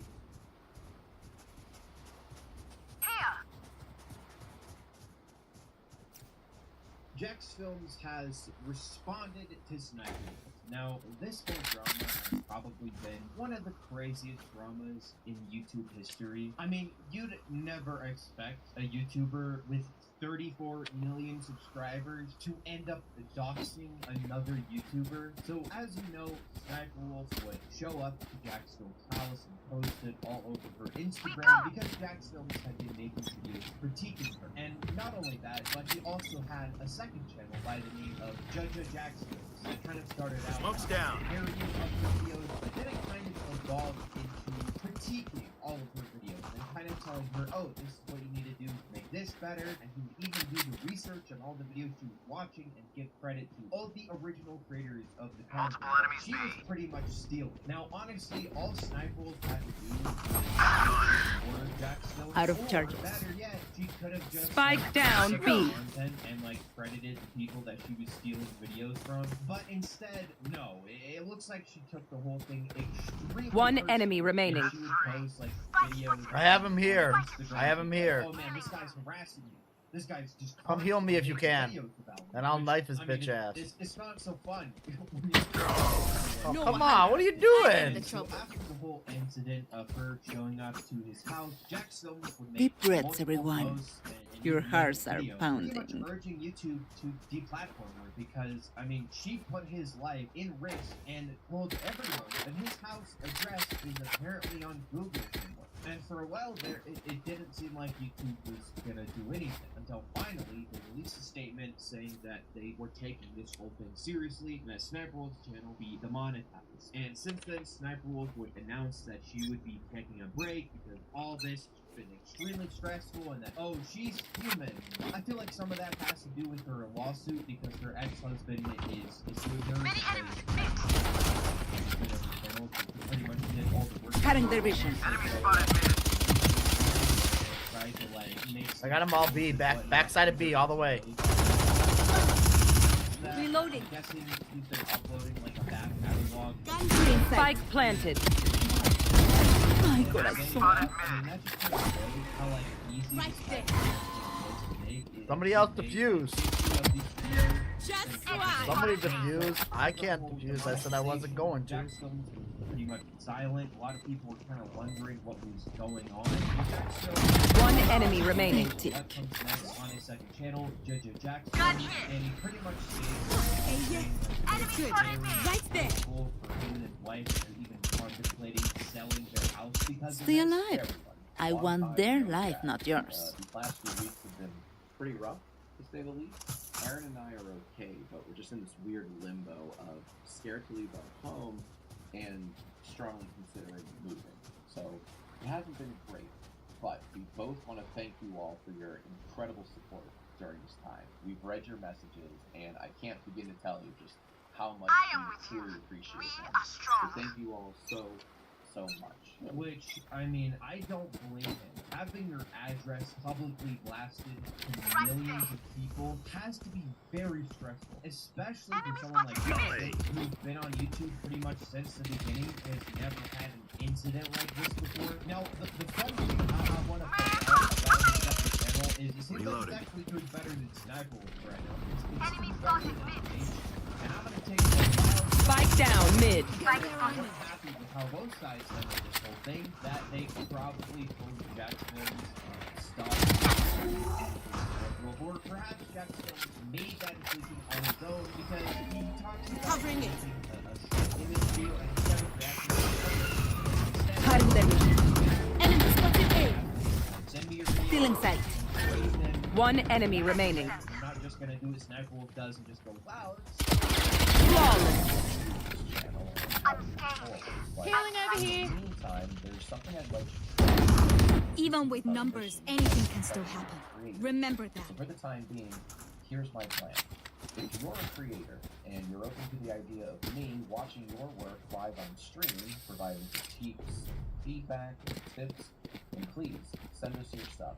We have a Google form linked in the description below, so fill it out if you want me to take a look at your work. It could be old, new, we have YouTube, TikTok, whatever. And then on top of me critiquing it, we're also going to play bingo with your videos. There are spaces like great thumbnail, editing goes hard, chat loves your vid, etc.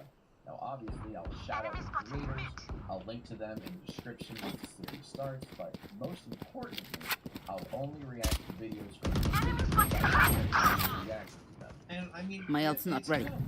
Cutting their vision. Like turned this thing into a way that other creators Spike down mid. own fans. So I'm glad to see that like some sort of positive has Last player standing. One enemy remaining. fans end up showing up to your house when you react to their content because some Cutting their vision. hopefully, I doubt it, but hopefully Sniper will changes her content because I mean it doesn't seem to be doing as well as it used to be. Anyway, if you guys have enjoyed, hit the like button down below and subscribe to the channel.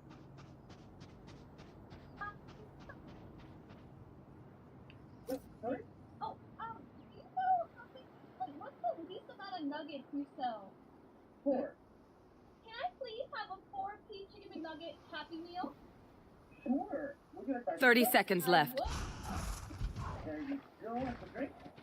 I will do, what are they, is it, can I help Sprite? Yeah. Oh my god!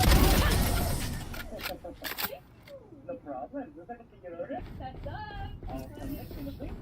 Don't sit down. We're not done yet. You too.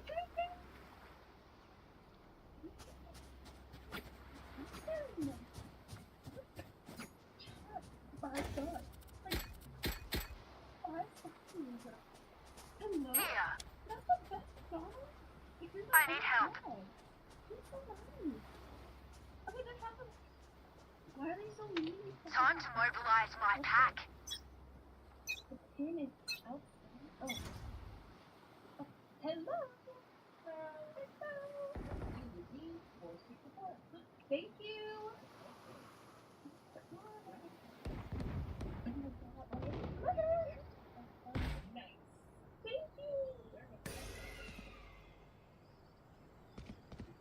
you.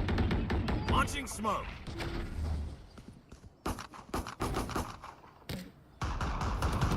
Multiple enemies A. Enemy spotted A. On the thing. But now Spike down A. Kill my allies.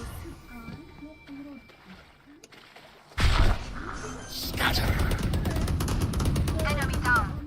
Spike planted. Last player standing. One enemy remaining. What? Stand tall. We are Valorant. We are fighters. Need a drop. They're really nice. They were bringing back our written article Need a drop. in completely ad-free format, and it's with the engineering, help, and wizardry of Wendell from Level 1 Tech. Some certain janitorial things were needed at Gamers Nexus. In 2008, working Need a on drop. this 10x10 childhood bedroom, I originally launched this website, but now it looks like this, and it's really easy to find things and fast. Thanks, Wendell. The website from 2008 today has had a few makeovers, but not much change that was extremely slow. Get inside. The back end. On site. And it makes it really easy. Spike planted.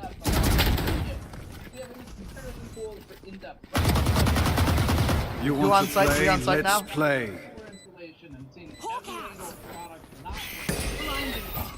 Jesus, that fly. Holy fuck. Found one. One dead. Go to your left, Zoe. You know where Omen is. Last player standing. Oh! What the fuck? What the Prepare fuck? yourselves. These people. We fight once again. Won't believe that doesn't mean anything. Why would you end $80 a shirt? Although, we do kind of want to learn about the boomer. No to this, no to this. Where we at? Dead. Hello, guys and gals. Me, Mudahar. Nope. Today, a new gaming GPU maker is catching up to NVIDIA. AMD's new GPU is releasing everywhere. We finally have specs and therefore performance for his upcoming cards. And here are AMD's next-gen desktop APU. Welcome everyone to Gamer Melt. Okay, it's news time, and first up for today, if you've been following this channel, you know that the Chinese company released a gaming GPU called the MTT S80. Now, it is a little old at this point, but they've actually been doing a ton of driver updates to really give it quite a bit more performance. To the point of where, as you can see down here, it says new driver updates Spike planted. have enabled the Whole driver cats. to more threads and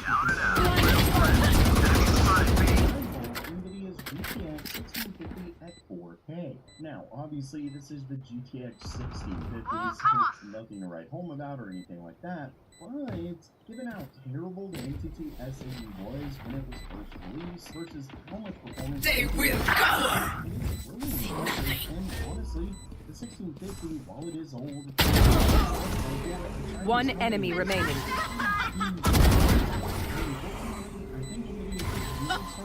Don't rush me. As always, competition is essential in every Excuse industry. me. It drives innovation, causes companies You really expect that to work. better for the consumer. Now, when it comes to performance, or before I get to that, That moment I is will say gone. one of But the it'd be biggest cool, oh, reasons now why we it are really here. ends up winning Here. whenever it comes to 4K, because you'll notice in just a second that it actually does the worst at 1080p and 2K.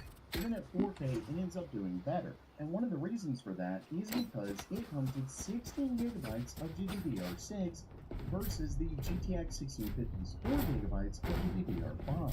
And what's wild is that with recent price cuts, the NGT S80 is very close in price to the 1650, even though it comes with significantly more. I've got your trail. Like that said, let's get down to the performance, and like I said a minute ago, you can see that the NGT S80 does use, but it ends up winning at 4K. Now, as you can see right here on my Spike planted. Hawk out! Wins, and it's a lovely Stealing sight. Enemy spotted A. You likely don't have the best, most expensive 4K monitor. You're probably last player standing. And of course, in that situation, the 1650 and because games, especially newer games, not League of Legends, but newer games are really requiring more. The Symphony of Death. Don't worry, you get used to it. Moving on, we can see Valorant, the same story, as well as this game right here. Now with Valorant, once again, they're actually looking at 84.8 versus 66.9. So I mean, this is a fairly significant boost at 4K. All in all, I will say that it's really impressive what the company's been able to do with this GPU. And speaking of GPUs, Andy's newest RDNA 3 card is finally starting to release all over.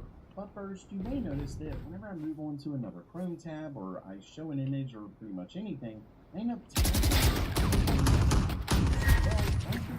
cutting spike down mid. And this is the Loopback Live S. It's an incredible tool that essentially do everything. Whether you're streaming, you need to switch between different scenes.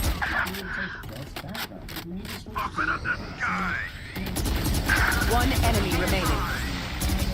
Opening an app, you can see I have some apps here, a website. You do pretty much anything. You set it to use shortcuts. I actually use Premiere Pro quite a bit of shortcuts when I'm doing my editing. It has these turn knobs right here. It's set to volume for this one, and this right here just adjusts the backlight, but you can use it in things like Premiere to adjust your timeline. You can set folders, or these actually have what they call pages, but you can have an unlimited number of them, which means you can effectively use unlimited actions. And because this is a screen, you can use 30 seconds left. You were barely worth the effort. Have it change to a different one when you press it. Like, for example, this right here. Match this point. Is the one that's activated right now. Final moment and that's why it's lit up. So it effectively uses 2 different images. There's seriously an endless amount of things that you can do. It's not just for streaming. So enhance your production, streaming, gaming, or anything with Loopback by using the link in the description below. Now back to the story. If you remember, not too long ago, Andy announced the RX 7900 GRE. At the time, it was only released in China, and if you wanted to buy it, you had to buy it with a PC. Well, things are now changing, but before I get to that, let's quickly go back over what the 7900 GRE is. As you can see right here, it comes with 80 compute units, which is 5,123 processors, gaming clock, 18 now we're cooking. 16 gigabytes of GDDR6 memory. And Heal when up, you score. compare that Spike to planted. the 7900 XT, you can see that it has a little more cores, 5,376 versus 5,120. It's actually 5% on the dot more. Then obviously this one has You're done. What was so interesting about this is the fact One enemy remaining. so basically, it was a little worse in the 7900 XT, a little lower cost. Reloading, don't even stop that shit. Defenders win. All over. You can see this was just 2 days ago. The RX 7900 GRE was found in Got that knife on it, bitch! Here, 720 euros, and then shortly after that, it was then one spotted in Italy for even less, 672 euros. And of course, I don't really want to compare pricing between European countries and the US, just because the prices can be wildly different, but what's interesting is that it isn't just coming to OEMs, it's actually coming to the DIY market. So these, as you can see here, this is sold as its own GPU. It's a Sapphire Pulse RX 7900 GRE, so just the GPU itself. And obviously, if it's coming to multiple places in Europe, it will likely come to the US and other areas as well. Now, I can't say that definitively, but it is looking really good. Basically, this could be really good for gamers who don't want to spend $1,000 on the GPU, but you're okay with maybe spending around $650.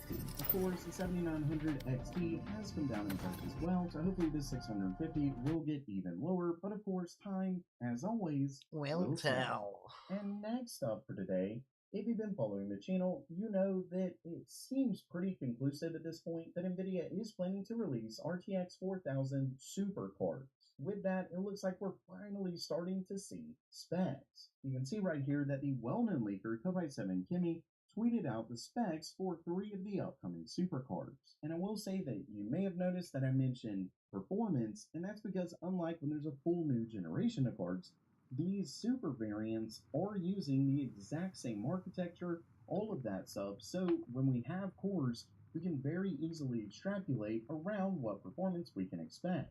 Of course, it doesn't include clocks, but once again, because this is the same architecture, we aren't going to see a massive boost in clock or anything like that. Either way, starting things off, we have the 4080 Super, and it comes with 10,240 cores, and that essentially is using the full 8103 GPU.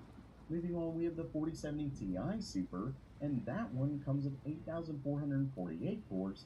And finally, the 4070 Super with 7,168 cores. When we compare these to current cards, we can get a very good idea of just how much more powerful they're going to be. Starting things off, we have the 4080 Super, which I will say is only just a little over 5% more cores. You can see there's still a significant difference between the 4090 and 4080 Super here, so it really is looking like just a small boost in performance, but of course, if what we've been hearing is true, it could even be cheaper than the regular 4080. Then when we look at the 4070 Ti Super, you're looking at around a 7% increase. Then when we look at the 4070 Super, we're talking a massive increase, over 20%, versus the regular 4070. Actually, this, I would argue, is probably just going to be fairly close to the regular 4070 Ti, and of course, if it sells for anywhere near the regular 4070, that would be a great buy. Basically, these supercards are looking fairly similar to the regular 20 series Super,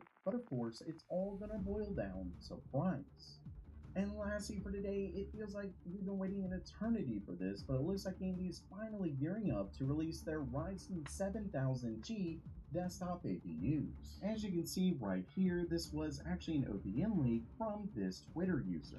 And believe it or not, it gives us a little bit of the specs for a couple of the Ryzen 7000 APUs as well as their naming. Starting things off, you can see that AMD is apparently planning to release not only regular G-series processors, but also Pro variants. And at least according to this, so far we're only seeing 2 of them, the Ryzen 5 7500G and the Ryzen 3 7300G. And as you can see down here, now, I don't think we're 100% sure on the core counts. It actually states that they should maintain these cores, so I'm not 100% sure on this, but it does at least list a 65-watt TDP for both of these.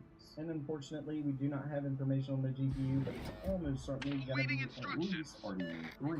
Either way, as you can see, for the 7500G, we'd be looking at 6 cores and 12 threads, and the 7300G would be 4 cores and 8 threads. With that said, these obviously aren't the most interesting versions of those APUs, but this tells us that they are in fact coming. Hopefully AMD is going to be going over 8 cores this time around, maybe even getting up to 12 or 16, but of course that's just my hope. I don't really have any information that says that they are, but fingers crossed. So while that does it for today, are you pumped for AMD's upcoming desktop APUs, or are you more excited for NVIDIA's upcoming GPUs? Let me know down in the comments below, and don't forget to check out Loop Deck down in the description below. And as always, have a great day.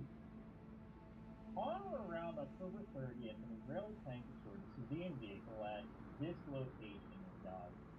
Couple of things before I get started. I can't show the full video on YouTube, but it is available on my Substack. If you're a Substack subscriber, thank you.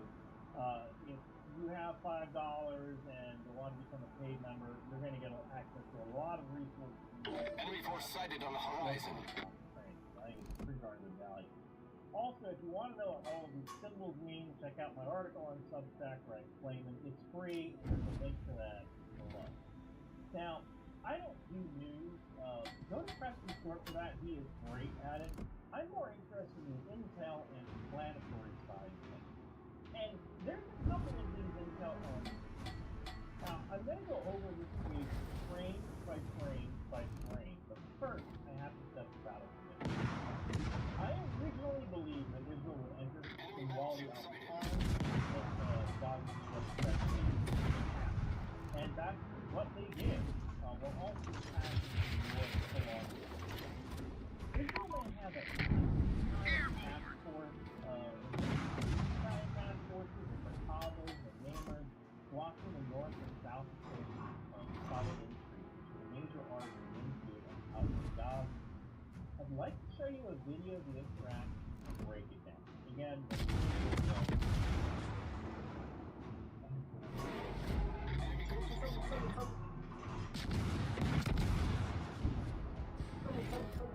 Awaiting instructions. Torpedoes to start. Torpedoes, dead ahead.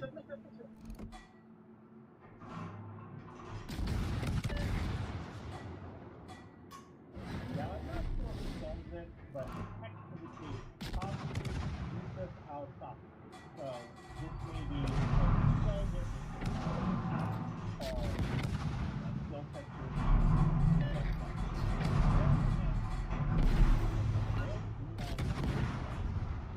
and the panic means that might be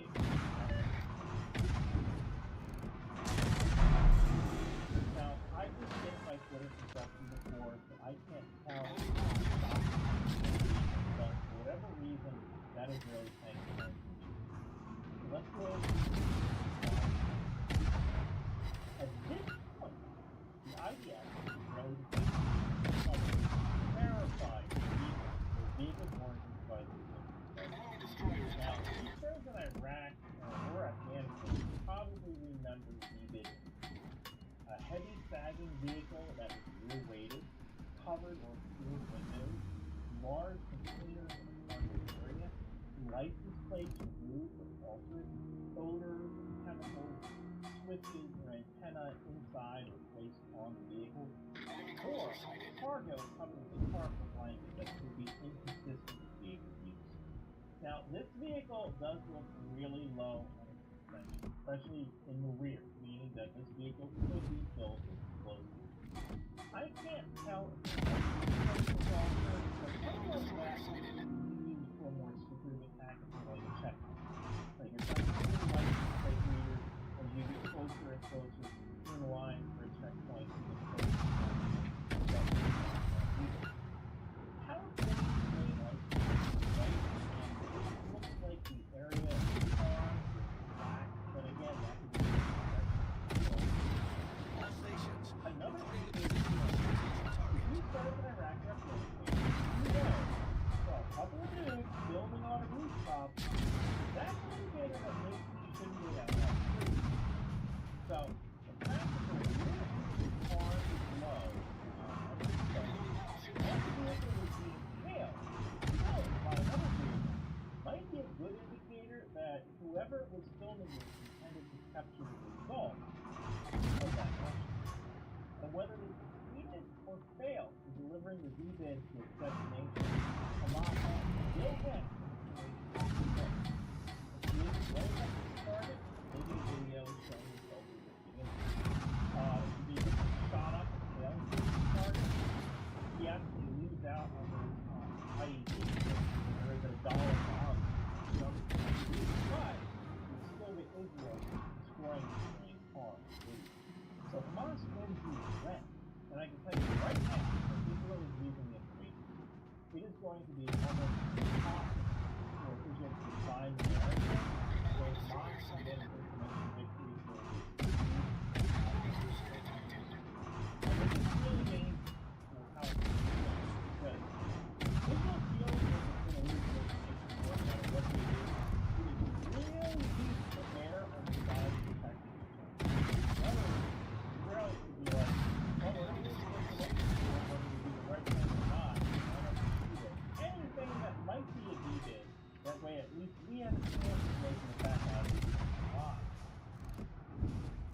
That's bad news. Now it's going to be on the wrong side of that equation. I guarantee you it's going to be fun on the wrong side. It is possible that the tank team with their optical terminals might do something that we can't see. And that is perfectly possible. Again, but how far things relate to this? Gaza was supposed to have obviously some damage. That like vehicle, gasoline there, some. Now, I don't know if out of fuel, out of diesel generators, or gasoline cars, maybe it's both. You also don't know if people who in those vehicles Awaiting instructions.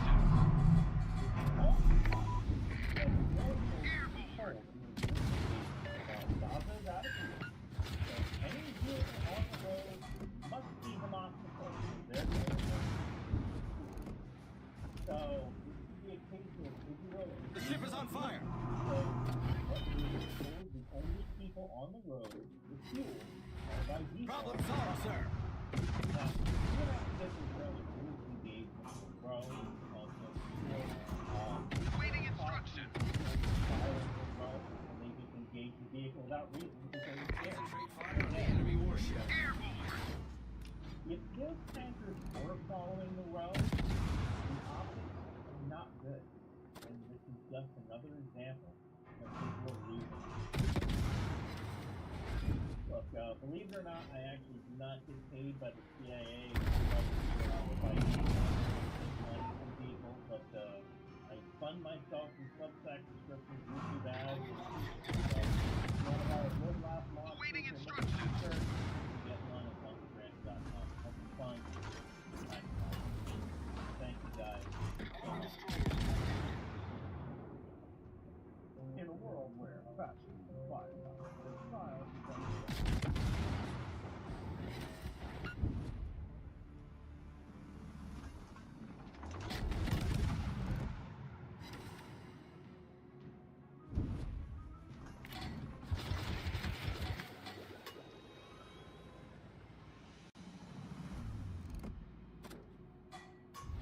The enemy team has taken the lead.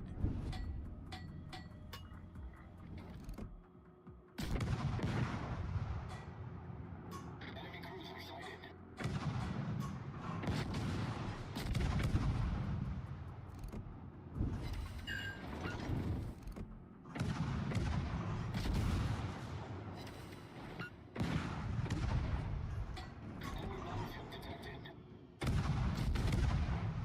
So on today's edition of Weird Stuff, I find on Amazon, today we're going to do a video on how to do your very own fan filters.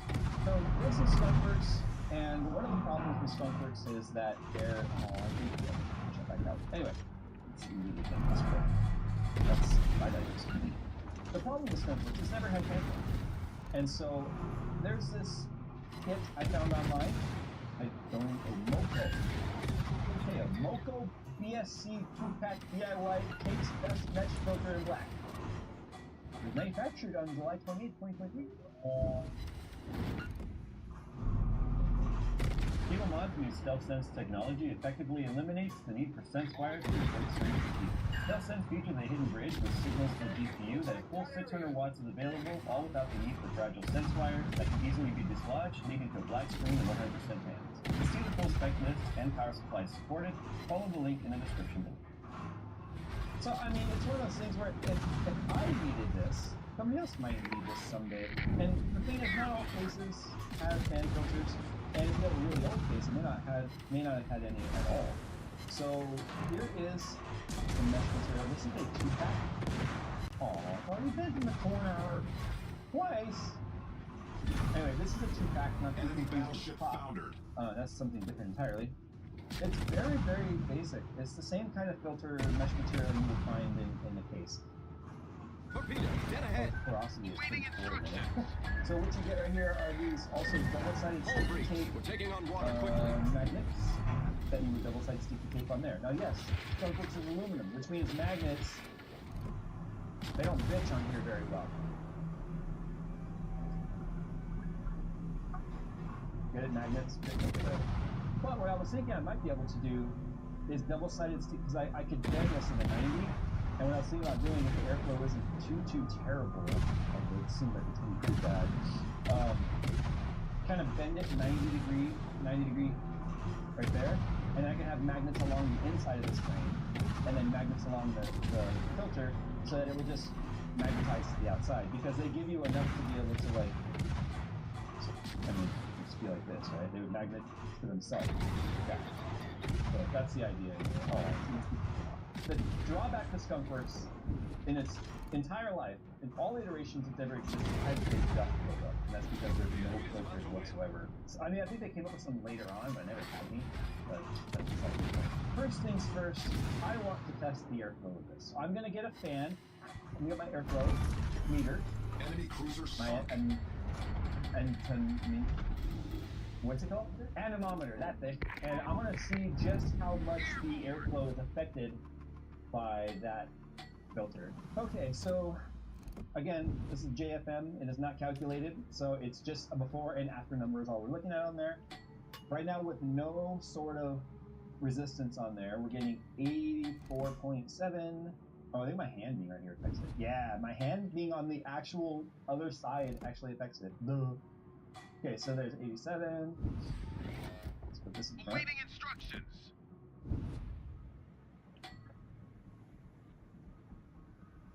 Wow, it's like half. I can still feel lots of airflow though. Well, regardless, we're still going to go forward right now and show you how to do this, because this is still going to be used for somebody. I can always go back and try this later. I don't want to, but I think I'm just going to have to... I think what I'm going to do right now is I'm going to make the filter for this guy, and I'm going to see how much air I can feel coming into the chassis.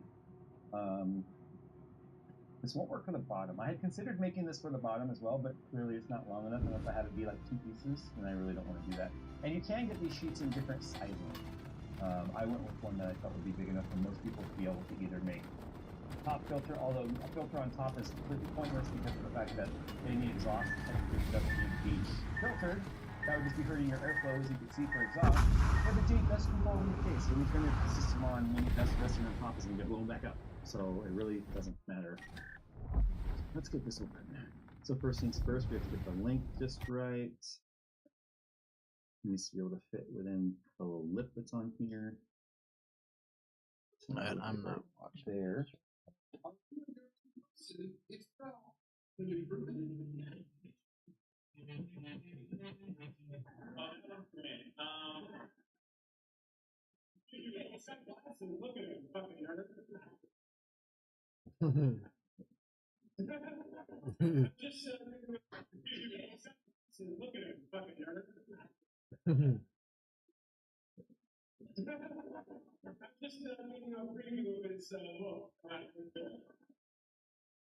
And that's all in the pair. My character to improve it. I mean, I've heard about a lot of things, but I'm trying to think of the thing that's most universally accepted as truth of America. Just doing that is being American, but also, I would say that I have very strong opinions about the 10th Doctor being the best one.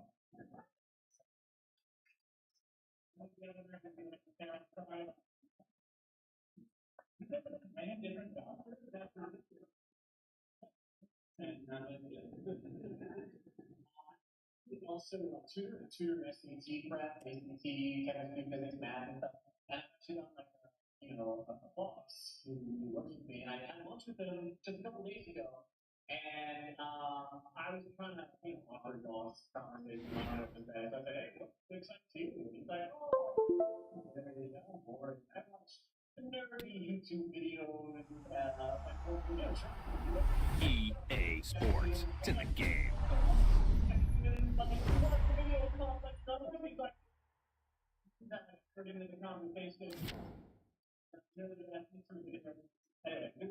Very taxing, complex numbers. I promise you that in 30 minutes of your life, you're really going to enjoy this stuff. That's it. Not be a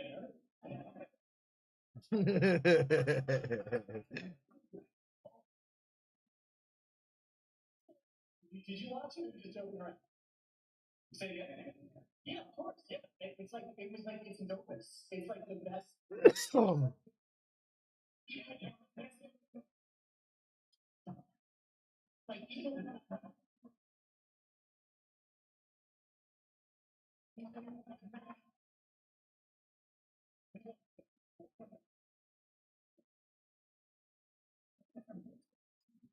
The container is called the microphone from stuff.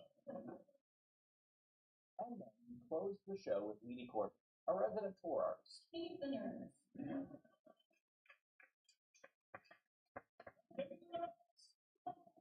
Thank you for watching, following, subscribing, and sharing these videos. If you don't yet, make sure you follow me on TikTok, YouTube, Facebook, Twitter, Instagram, and everything else. And of course, Patreon, where you can see videos like this before anyone, and one video a week, exclusive. Well, let's see what's going on here.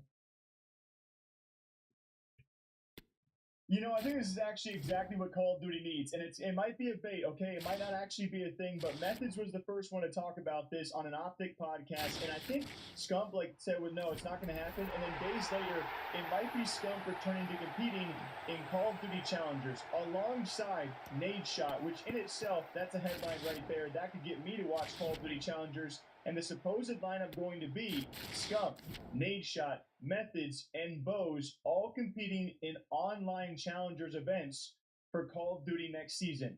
Will it actually happen though? Challengers next COD. Yeah, we've been talking about it. I'm getting more and more down the closer we get to the game. I'm getting more and more down. Not worth, but would love to see you compete. Okay, but let me run a scenario by you guys. Okay, let me run this by you. This is our potential team. Me, Nade Shot, Bose, and Zinni. Right? Scrimming, not every day, but like scrimming on screen as like jokes, but semi taking it seriously, and then playing like the cups and shit. But obviously we we can't do like the major tournaments on LAN and stuff because we're doing watch parties. But like not taking it serious, just having fun with it, I think that'd be hilarious. Because I'm going to start fucking roasting Matt. Matt's going to start roasting Bose. Zinni's just going to be there. And hello from Manchester. It's an ideal day for football here at the Etihad Stadium. I'm Derek Ray, and sitting alongside me, ready to provide all the technical and tactical analysis, is Stuart Robson. And we're fully convinced this game will live up to its billing. It is Manchester City versus France. Well, thanks, Derek. The best coach I played under would always tell us before kick-off, earn the right to play. If you can win your individual battles, outrun your... Giroud! And there it is, the opening goal, the ideal way to start. Well, just look at the bend he puts on this. It's good technique and perfect placement. That's a top quality finish. Conflict of interest there too. I don't know what rules they have to abide by. So back in action. Will there be a quick response from City? There needs to be. We've seen compared to other esports scenes, the fact that you can have current organizational members and good use of advantage, the referee allowing play to continue. The supporters think it's on. Surely! Massively needed, Manchester City. A goal to level matters here. You'll probably never see on Valorant where you got owners and their teams. So back underway, they've levelled it at 1-1 here. A sub-bracket of the top league. This one they call pretty beautiful. And maybe I'm just stretching this. Grealish. It won't happen, but this would be so sick to see. Also, De Bruyne at the ready. 1 point on its flight. I wondered if the keeper would have difficulties, but no problems in the end. Wasn't it like last year, or it was sometime in the recent past? Coleman. Didn't Nade Shot do like a challenge? Bad challenge, and now it's up to the referee in terms of what to do next. Christmas fundraiser or something that they raised enough to then compete in challengers on LAN, I think he said. I don't know if he ever lived up to that. I could be wrong. Again, I could be wrong, but your guys' memory plus my memory, we can actually remember this situation. Regardless, to see Scump and Nade Hernandez together alongside Methods and Bose, I feel like a lot of possibilities in the centre, myself included. So can it happen? Let's hope it can happen. Until next time, drink up, okay? I'll see you back here soon. Bye-bye. Just as well from the defensive point of view that he was able to make that interception. And he has options available. Now, disappointing end to the move.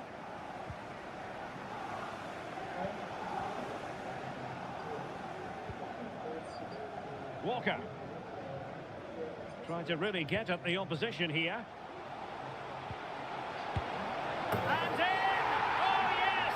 Exactly what they were hoping to produce. They've delivered the goal.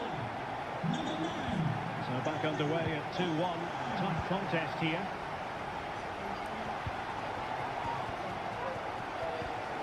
Coman.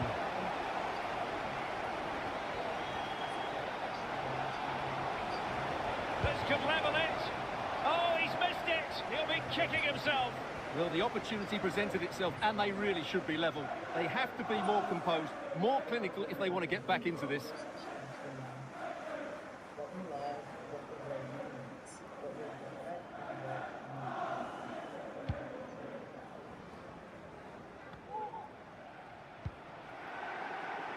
Read it superbly to take back possession. Wonderful challenge, and a throw-in coming up.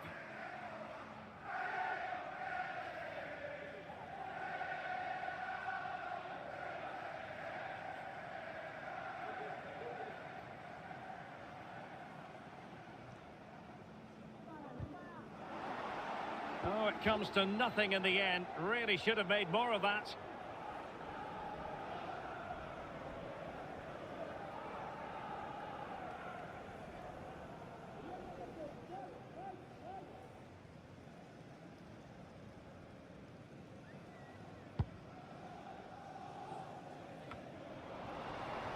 Great pressure to win the ball back. Surely the equaliser. And doing all he can to grab his second of the game. Well, he's been a real live wire today. A constant threat to this back line. Shot attempted.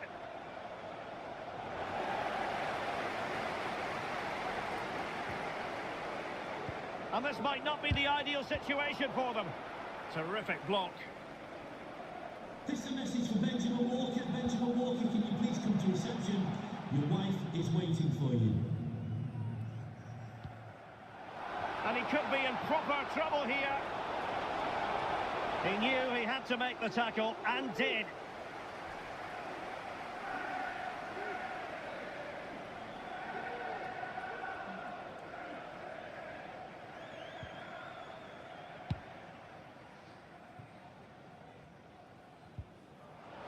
Taken away, he won the ball. Might it be Olivier Giroud? Well, there's a keeper on song. Well, how did he stop that? That's just unbelievable. No one able to do any damage with it. The outcome is a goal kick here.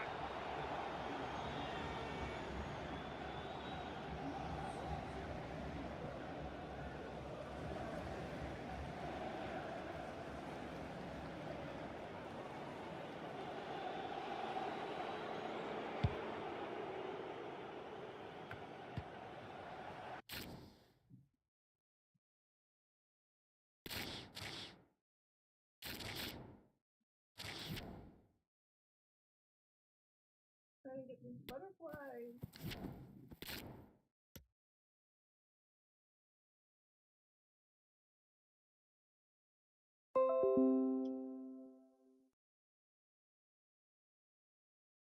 Somebody, yeah, that's how, with the help of friends and neighbors, they can, he or she can use the money and for buying a car and for the congratulation money for their daughter, yeah, like that.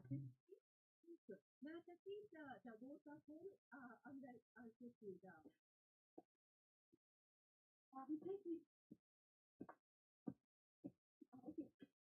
It's a funny thing.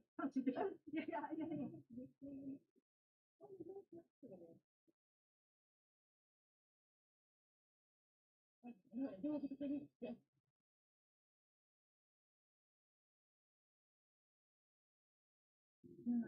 We have a crack tea. Cognac juice. Yeah. Oh, Santo.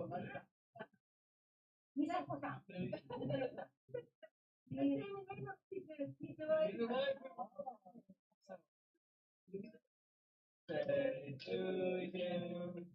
Happy birthday to you.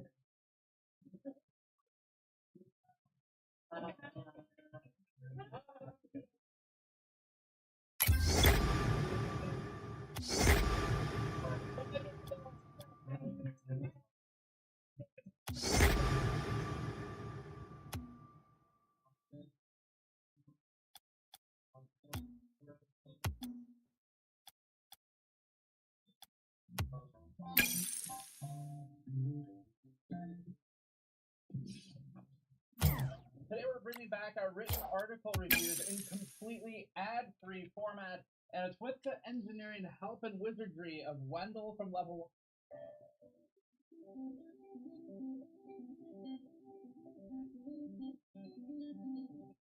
Hello, guys and gals. Me, Mudahar, and oh boy, cheaters really do ruin everything, don't?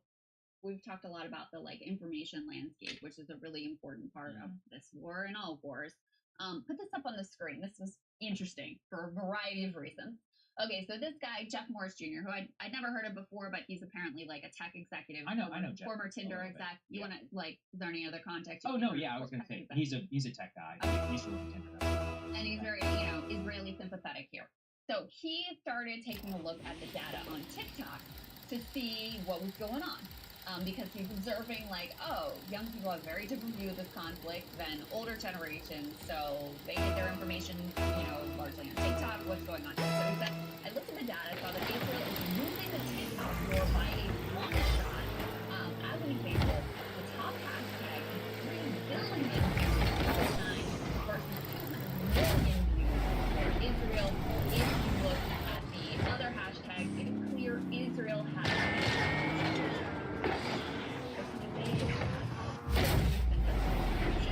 but it was interesting the concern here that what was really to blame for the generational divide was the outbreak and the concern that, listen, for a long time, for many years, just lockstep support for Israel, no matter what they did, was the bipartisan standard in Washington. It was what you got on every single media outlet, etc. And so this is a bit of a panic around the fact that there are these other platforms and other ways that people are getting their information that don't line up with the way that email back getting the story right. I think it's generational in the sense that not even in the same information. I think that the biggest reality is at our age, the day I remember earliest from my is 11. So basically, crystal memory on forward is just World War I. When you have that, you're going to come at these with very perspective than a lot of people who, for them, 9/11 was something that came in the context of they remember the Great Peace, the Cold War, and all these other things that kind of should remember that America is trying to get power. In that context of older times, they may even think of it, with the Fana and yellow and Arafat. So just the way we think about this is very different as opposed to, let's say, someone of my age, Gaza, Hamas has just gone on for 15 years. That's pretty much all I don't really remember. Most people, especially young people, really young. 19, that's one way to my life, especially how I see it. I'll show you. At 65, love is what justified, they say 81%. 50 to 64, 56%. 35 to 49, 44%. 18 to 34 is only 20 seconds. And I really think that I've seen a lot. And including, I don't know Jeff well, but I'm assuming that this is somebody who supports Israel, and it's what is happening here? I would just really urge everyone look, the TikTok algorithm, you guys know how bad TikTok is. It's not for a reason that it's there's just a reason. What does everybody tell you about TikTok? It serves you what you already want. It's not like it's being created out of thin air, right? So these people are ingesting content and are sharing it around and are finding it compelling, which is very counter-narrative. It's not really what's in front of it. Now, maybe if you can find out based on what it is, to learn, listen to it. But I suspect that that's really not the case here. I just think based upon swimming in a very community environment, our show,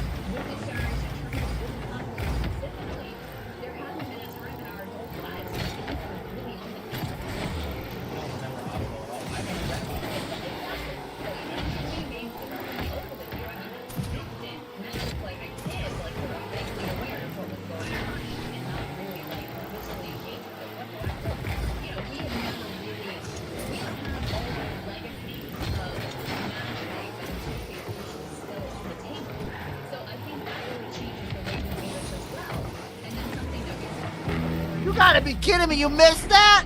Netanyahu has also made this conflict much more explicit and harsh. Coming to D.C., giving a speech against Obama, this was in the context of the Iran nuclear deal, you know, by putting his thumb on the scale, he tried to smooth things over by saying, yes, Biden won, etc., pissing off Trump. But, you know, the reality is he made this conflict much more explicit and partisan.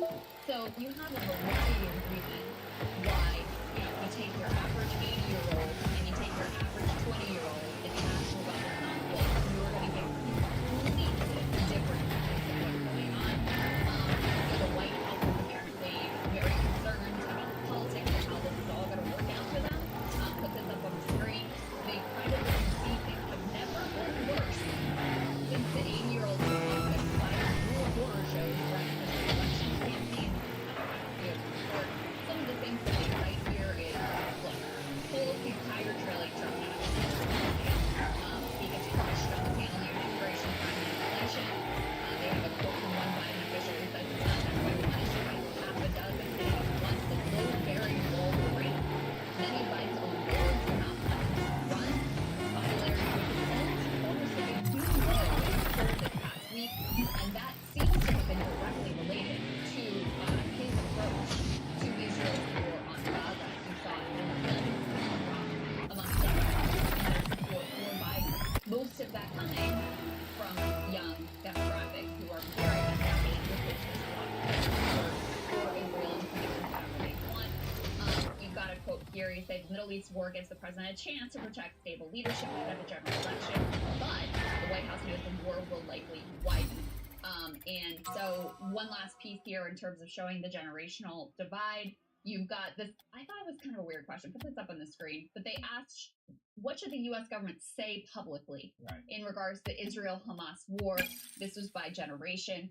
So silent and greatest gen, 86% say they should support Israel.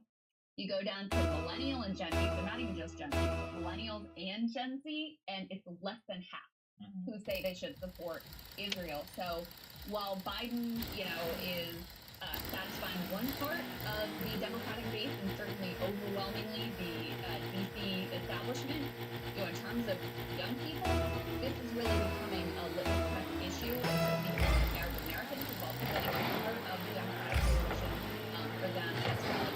How do you see that being? That's one of the things that they should do. All the things over there.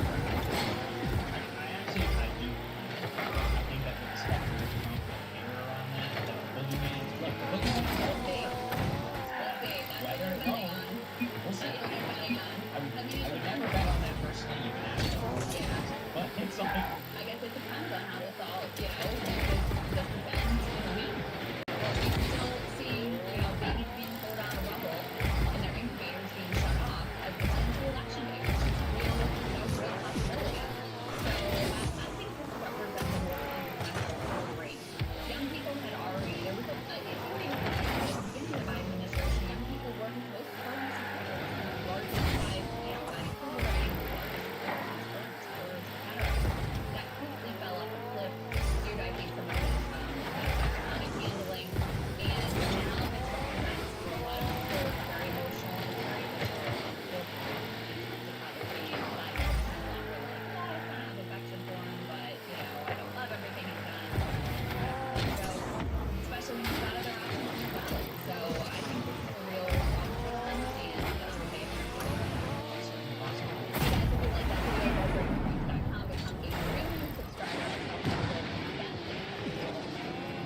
that's right. We're subscriber funded. Building something that we want to replace this failing piece. So again, to subscribe, it's breakingpoints.com.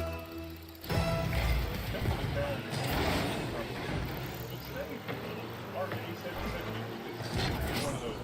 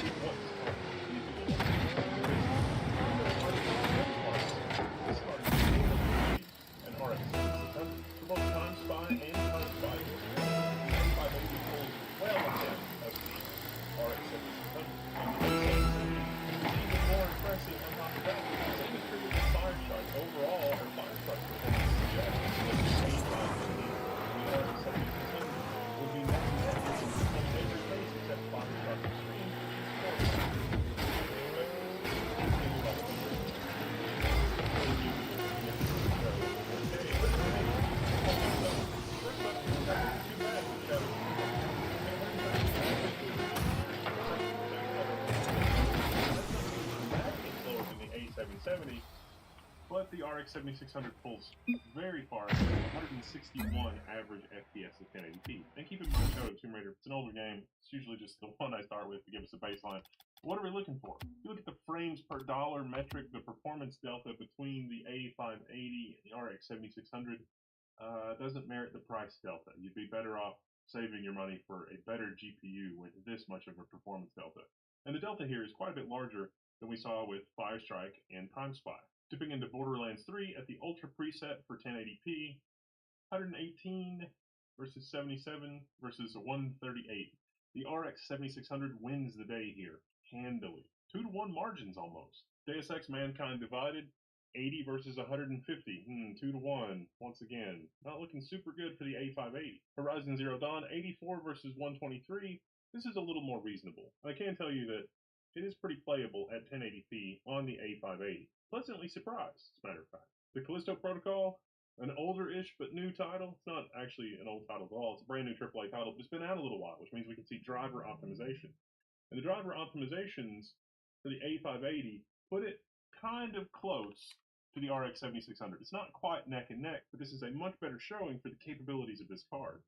You can also see that our performance between the A770 and the A580 are pretty similar. So for this particular title, if the RX 7600 is significantly more expensive than the A580, the cost savings there might make sense. Now what about Starfield? Starfield's about 18 FPS. There are some problems that have been pretty widely documented with the ARC A580. I was a little surprised to learn that as of testing this around October 15th, that there were still performance anomalies. This is just playing the game at certain parts in the game, and 18 FPS versus 32 versus 61. It's not fabulous, but if you're on Team Intel, don't get super despondent yet. I have some inspiring words in just a moment. What about Baldur's Gate 3? Well, Baldur's Gate 3 is a playable 63 FPS. It is a little janky, I'm sorry to admit, but it is what it is. It is playable, but it does have episodes of strangeness. which I am confident will get resolved in the driver issues. Which brings us to another thing that I want to sort of comment on. If you're on Team Intel, don't be despondent. Don't give up. It's always darkest before the dawn, and this is by far not the darkest results that I've seen from the A580. The A580 and the A770 show tremendous promise. Intel has come farther, faster than any company that we have ever seen entering this market or working on GPUs. Like, it is remarkable how quickly those teams have come. I fear that Intel has already made internal changes that are going to disrupt the finals is productivity and up. progress that we have seen from the ARC driver team. I hope that's not the case. The coming months and the next year will definitely tell. For buyers, I sort of understand. It's like, well, if we can count on the same level of performance improvement that we've seen with the A770, the A770 is a really good deal. It's actually probably changed the market. The Intel Arc GPUs serve to bring prices down to both AMD and NVIDIA GPUs. I get a feeling that Intel is not content to play that role, at least not yet. They want to take over the market. That makes sense. But they're going to have to be more disruptive and that much more tenacious if they actually do that. But I definitely do think this is a market where we need player 3. AMD has had their own fair share of embarrassments on the Radeon driver team, not the least of which is the Anti-Lag Plus banning kerfuffle, which should have been caught in testing. This signals to me that there are improvements that need to be made up and down the stack in terms of how AMD manages these kinds of things. I mean, clearly NVIDIA has it figured out because they are the juggernaut that they are, but NVIDIA left to its own devices is really not good for gamers either. So I think that AMD can learn from Intel in terms of what the Intel driver team is doing, how plucky and tenacious they are, or maybe it'll free up, corporate politics or corporate resources or things like that internally, because clearly AMD hardware has got the goods. But also more worryingly for AMD, if you look at TimeSpy and you look at Firestrike Extreme, clearly Intel also has the goods from a hardware perspective in very quick order.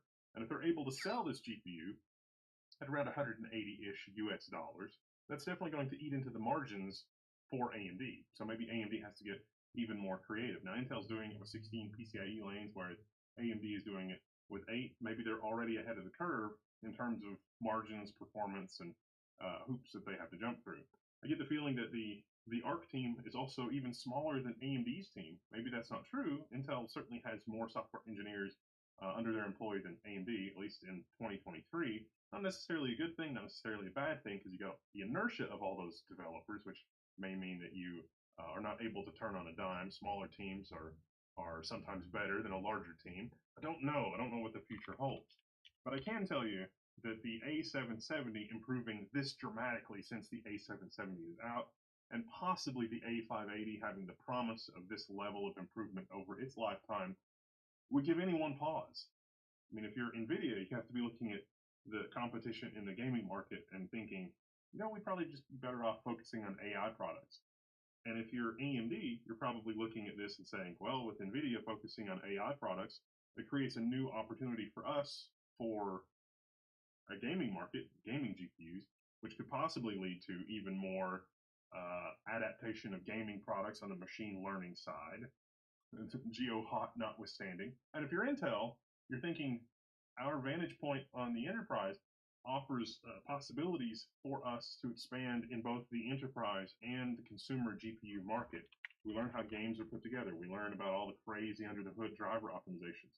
The strategy that AMD employed for anti-lag is not actually atypical. AMD did not do a bad thing with what they're doing with anti-lag to get players banned accidentally. It turns out that's actually how it's done. It's just that tab A didn't quite fit perfectly into slot B, communication notwithstanding, and some other details under the hood. So you can't fault AMD too much, but at the same time, those lines of communication in corporate sectors should have been there to address this before it became a public issue, as it were. And Intel hasn't even tripped over these kinds of things yet, but they will.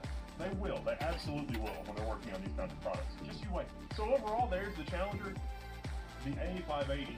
Global markets being what they are, this may be available in your market at a significant price discount versus what you're looking at for other products. And if that's the case, this may be the right product for you. Pricing is really what's going to drive it. The drivers have been a little hit and miss historically. The A580 driver today on launch is in a better place than the A770 driver was when it launched. So the Intel team clearly is learning. Internal corporate political disruptions of that team notwithstanding. So I think I'm pretty hopeful for the future.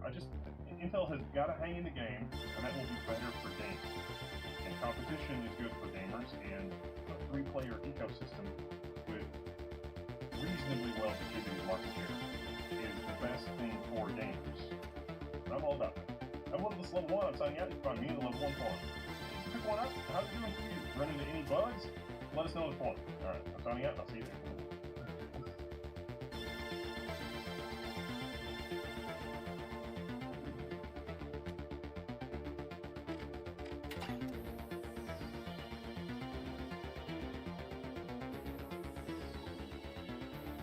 If you're boarding a big aircraft, the kind of large Boeing or Airbus that goes across the Atlantic, you'll probably get on and off the plane using a jet. That's the movable, extendable corridor that connects the terminal to the plane. But sometimes, the plane will have to park at what's called a remote stand, just a spot that's assigned in the middle of the tarmac. And so as the rain piles down, some cold and tired airport staff will roll a set of stairs up and you end up riding a slow and crowded airport bus instead. I guess you do get to skip a long walk through the terminal. It's great for the sort of aviation geek who likes looking behind the scenes of an airport. But it's not ideal if you have a connection. It could have been very different. The last time I flew to Montreal here in Canada, the aircraft door opened and on the other side was what looked like a strange bus on stilts. There were clearly passenger transport vehicles, PTVs, one connected to each door of the plane. And I figured I had a new video idea. There are 8 PTVs that are in use right now at Montreal.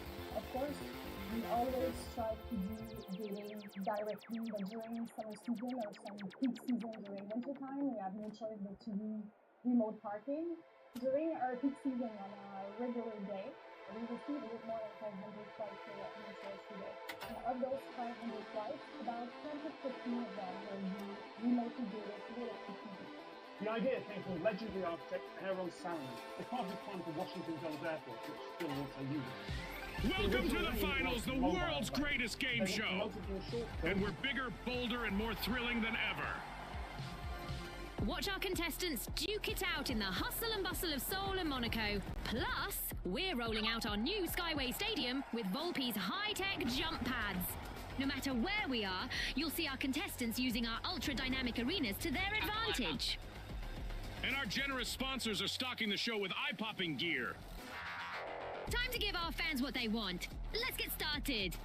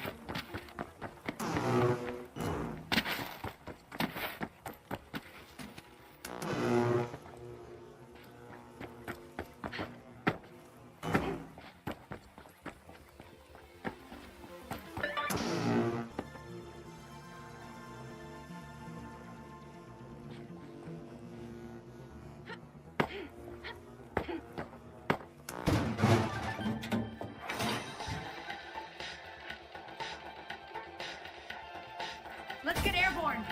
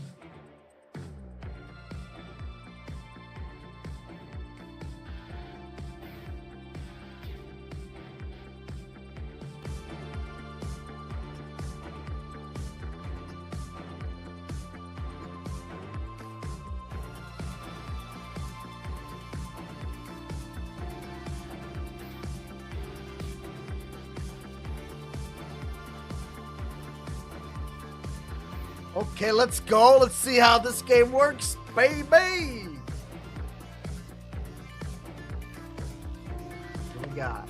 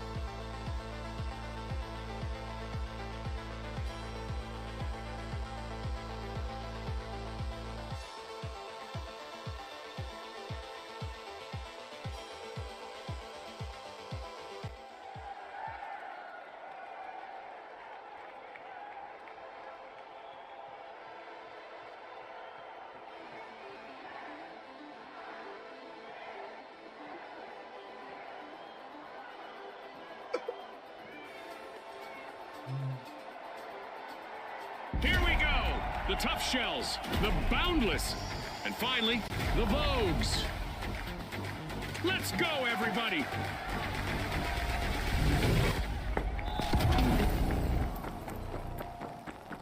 Welcome to Quick Cash, the team that tucks away enough money first triumphs. Absolutely, Scotty. Time for our contestants to prove their mettle.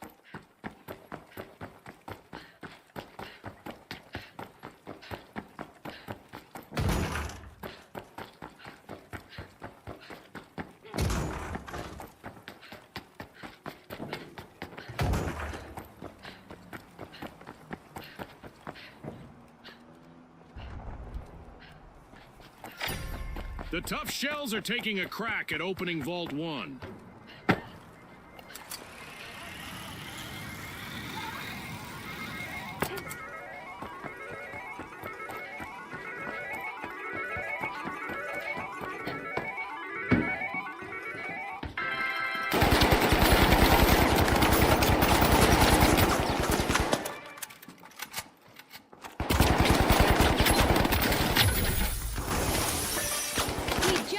The first elimination of this match.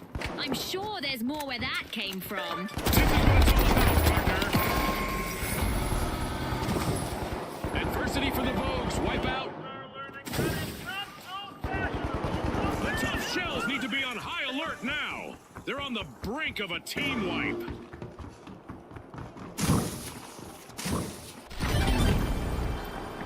The Vogues are the latest thing in the arena.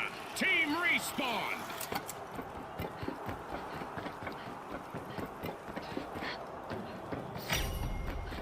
Bounding out of the gate, the Boundless have started our first cash out.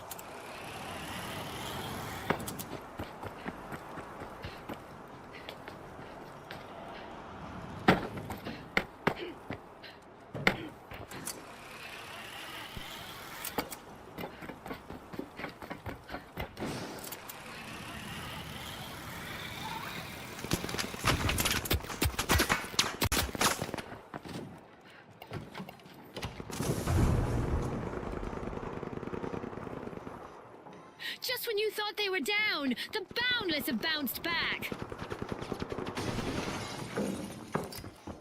Jump pad destroyed.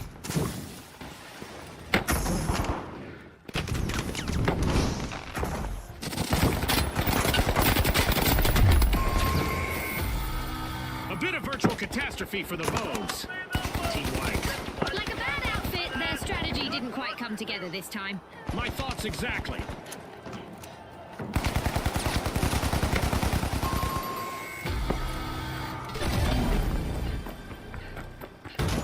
Are back. Team Respawned.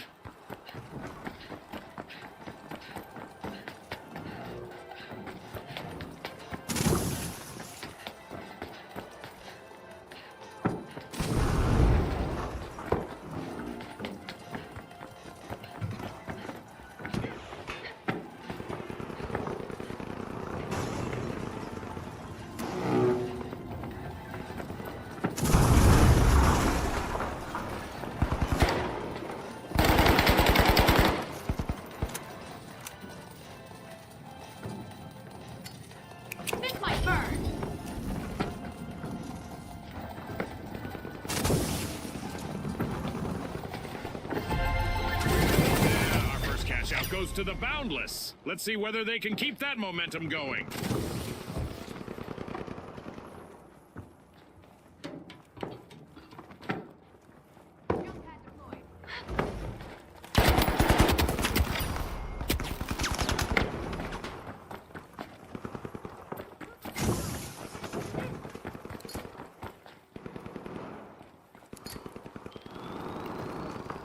The Tough Shells are now just a single Tough Shell. One contestant left.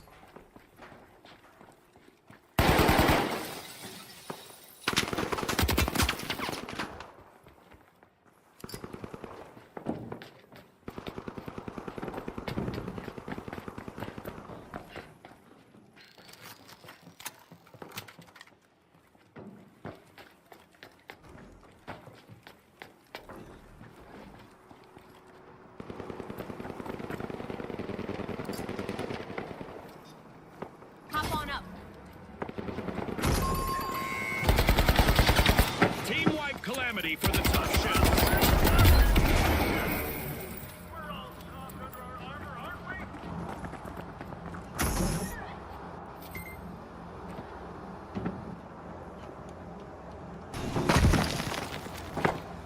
A long-awaited return to the arena for the tough shells.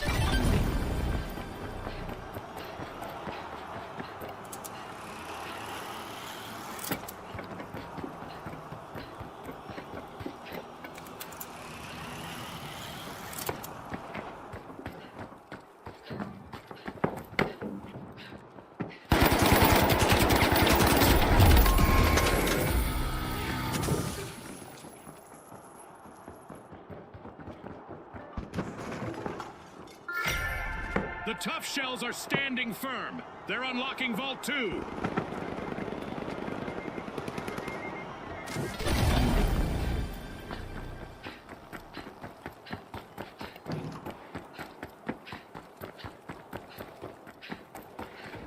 A contestant on the tough shells is completely on their own out there.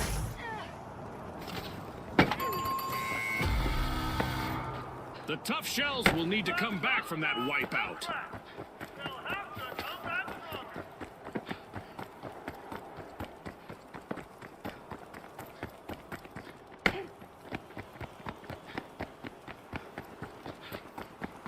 The tough shells have recovered and respawned.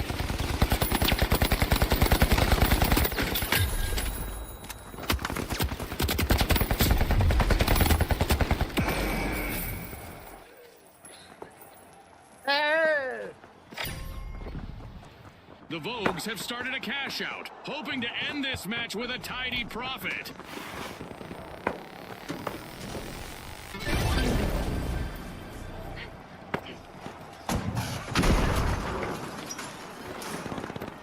Jump pad here. Fantastic steal by the tough shells. Now that's how you play to win this game show.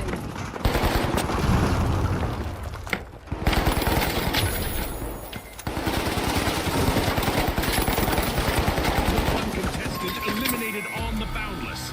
This would be a perfect time to have equipped a defibrillator. That's a blow to the Boundless. Team wiped. Looks like they just hit the ceiling. The Vogue stole a cash out.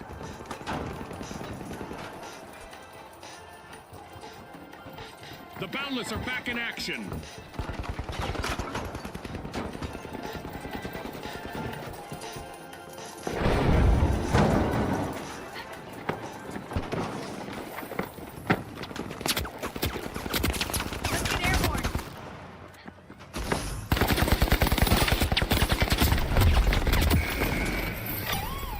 Out confiscated by the tough shells. Good steal. Ah, that was so well played.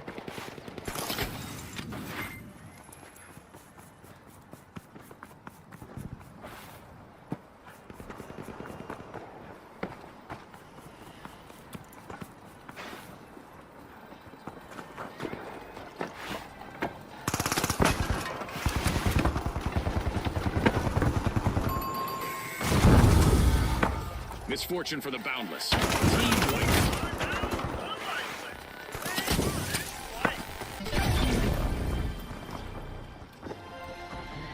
The tough shells are taking the reins of this match. Cash out complete, and the tough shells just got richer.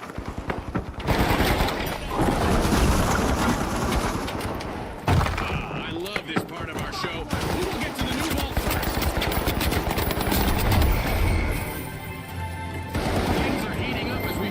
Halfway point of this match. Let's see if the last member of the Tough Shells decides to turtle up while they're alone out there.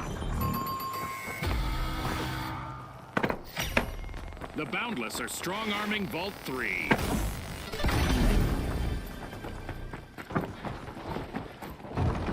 The Tough Shells have respawned.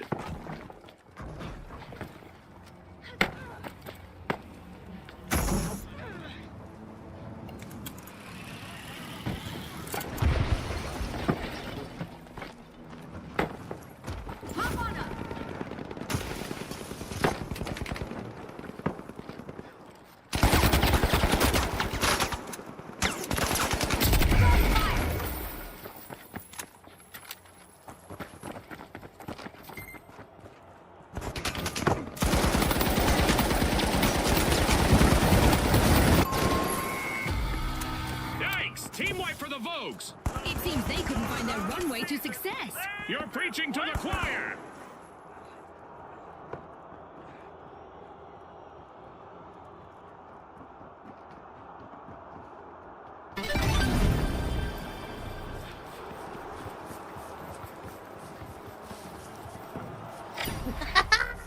Cash out set in motion by the Boundless. That's not my name.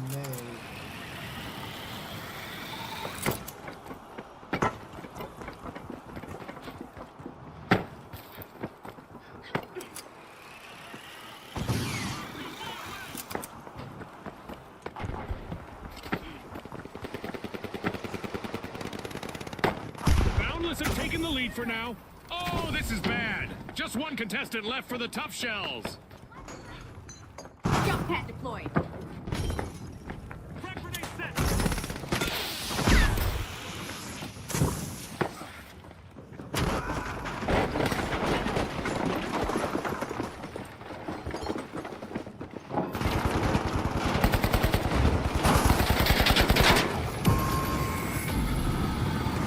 The Vogues will need to try again. Team White.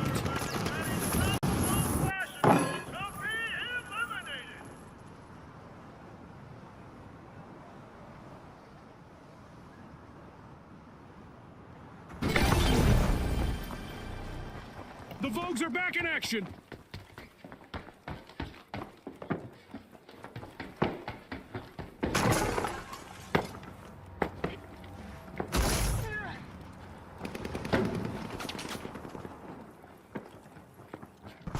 Time to bounce.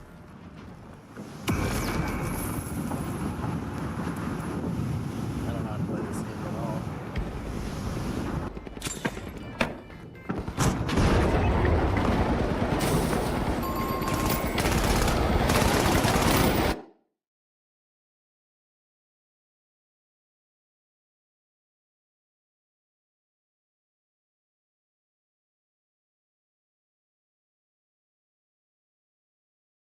Competitors. One of our teams have just paved their way to fame. Congratulations to our winners.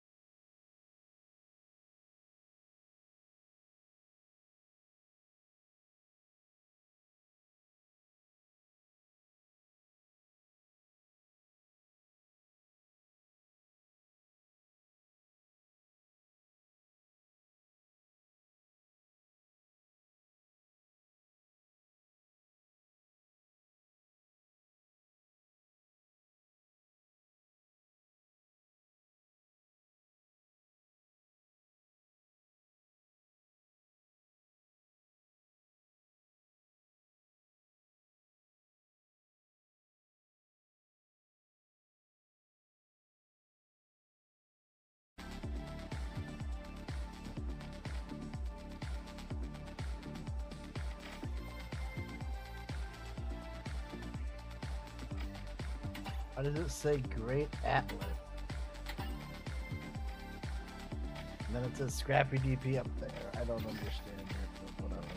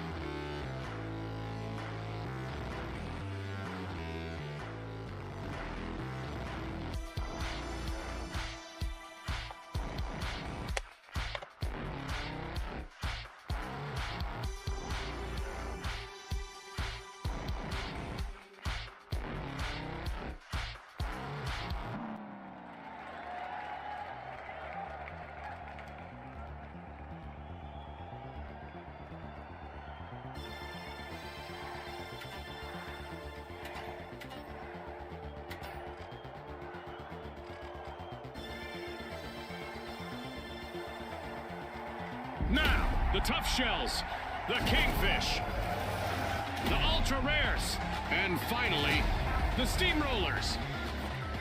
Let's go, everybody!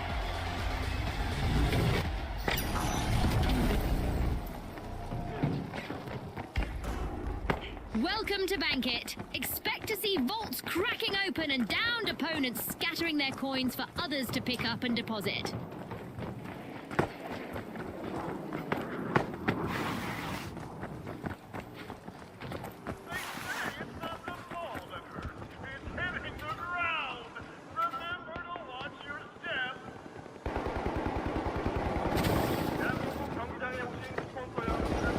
Not everyone made it out of this encounter. It's our first elimination. We've got some trigger-happy contestants out there today. Love it!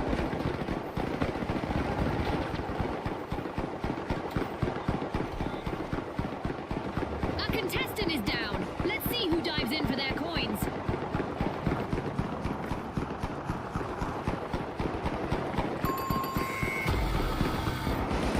The ultra rares will need to come back from that wipeout. If they want to win, that better be something of a rarity.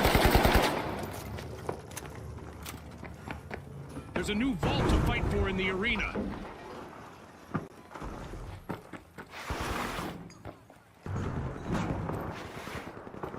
A contestant is down, leaving behind their unbanked coins.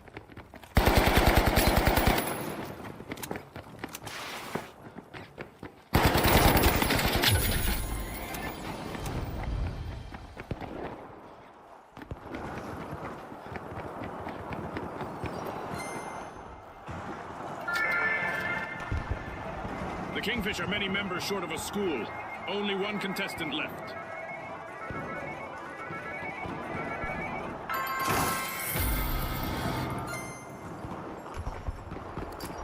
The Kingfish are respawning. They need to avoid being washed ashore again. A contestant just lost their coins after an elimination.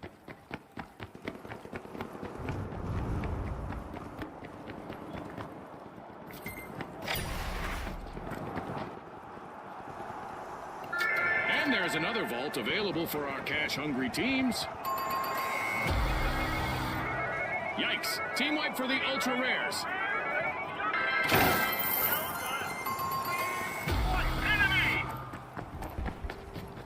A contestant has been eliminated and their coins have spilled. Hop on up.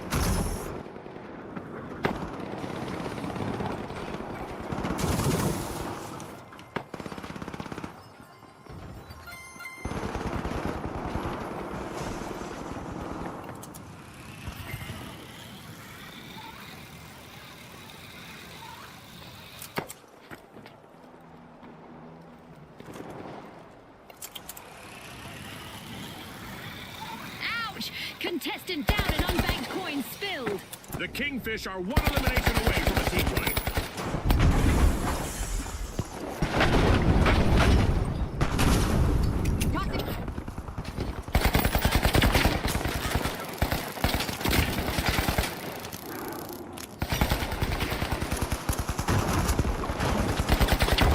And just like that, a new vault has appeared in the arena.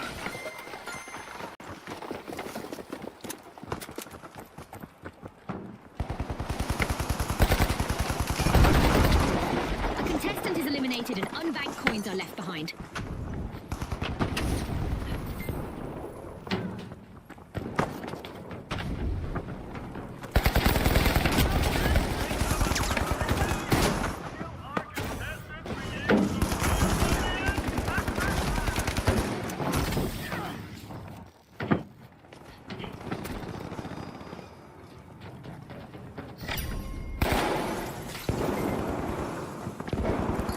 Contestant is down and their coins scattered.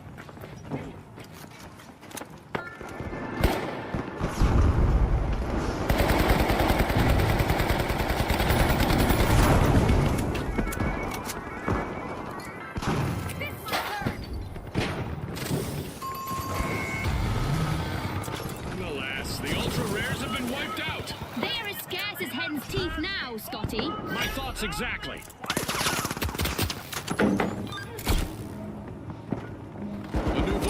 Our contestants better not leave that unattended for too long. The ultra rares have respawned. Let's see how they bounce back. We've got an elimination. Let's see who scoops up those coins.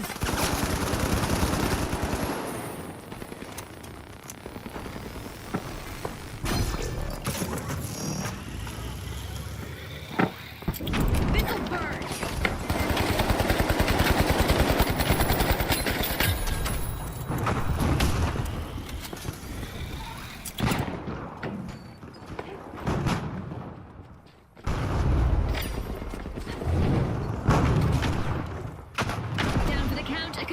Coins are up for the banking.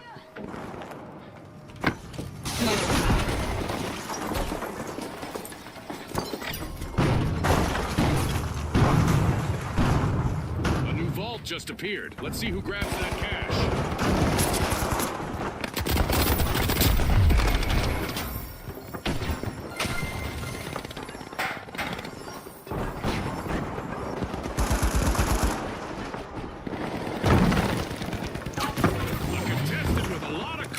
Just became a lot less liquid. They've been eliminated. The Steamrollers are at a disadvantage. They've been reduced to a single contestant.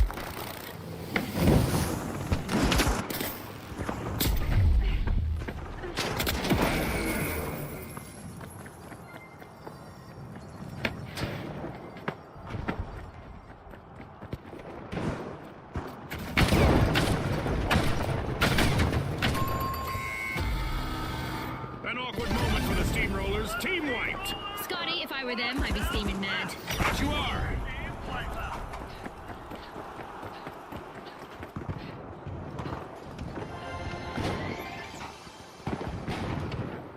A contestant is down. Let's see who'll pick up their coins.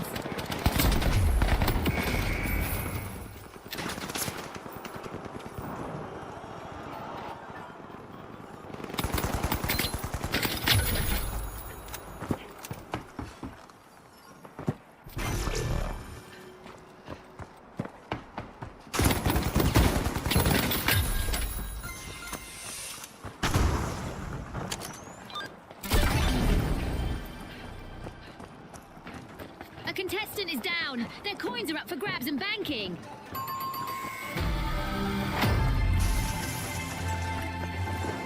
As usual, lots of action and destruction awaits as we enter the second half of the match.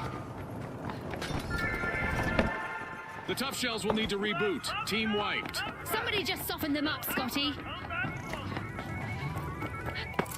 The Tough Shells are back in play. Down goes a contestant. Their lost coins are now up for the taking.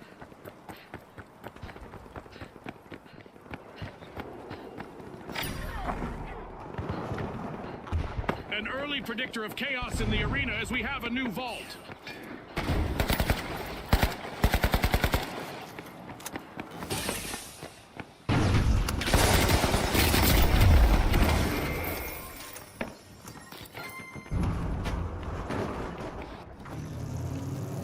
This could be bad for the Tough Shells, June. They're on the verge of a full team wipe. One of our contestants is playing a dangerous game right now. In Bank It, having deep pockets might get you chased down. An awkward moment for the Tough Shells. Team wiped. Special delivery. Special delivery.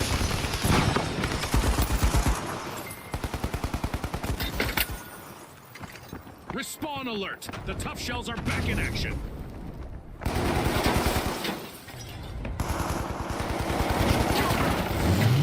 One team's nearing that victory mark.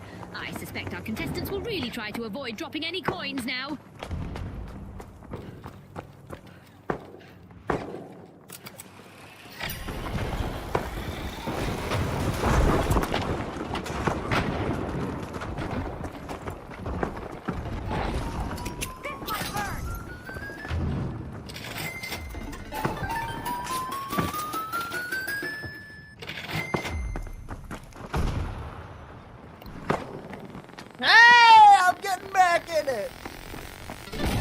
A contestant just got eliminated and their coins can be retrieved.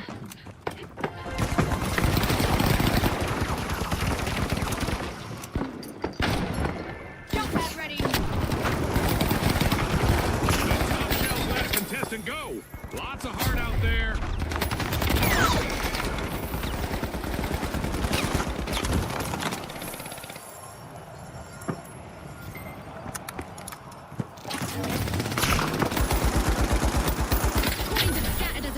Is eliminated.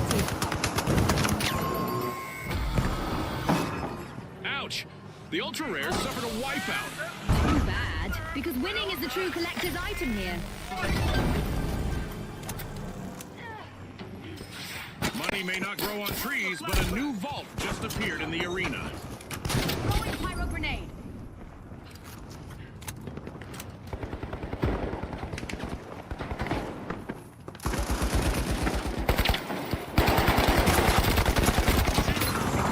Rares are respawning. They'll need to make those team wipes the exception rather than the rule.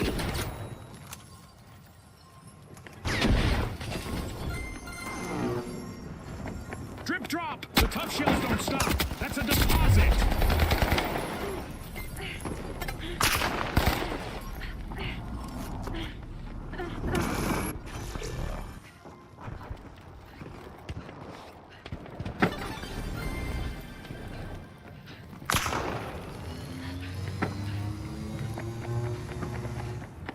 Steamrollers are in danger of getting wiped. One contestant left.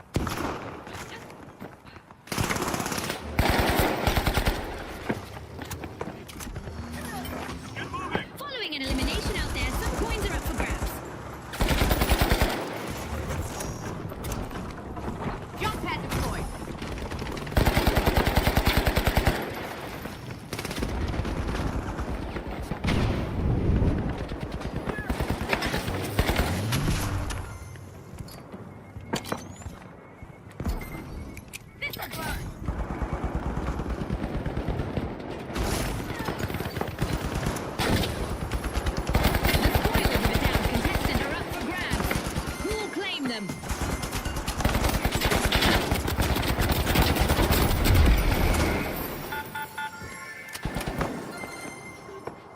A new vault! This is going to get very interesting very fast.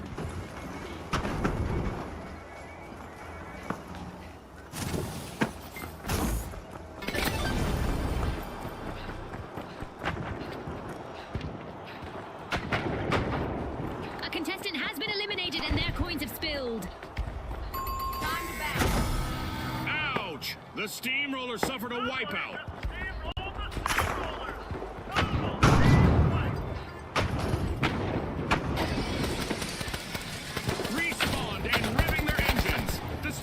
Are back in the arena. Pyro grenade out.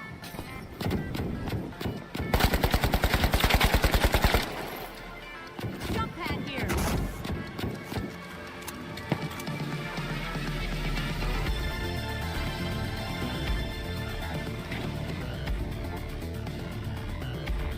Our contestant is down. Let's see who dives in for their coins. Let's see if the last member of the Tough Shells decides to turtle up while they're alone out there.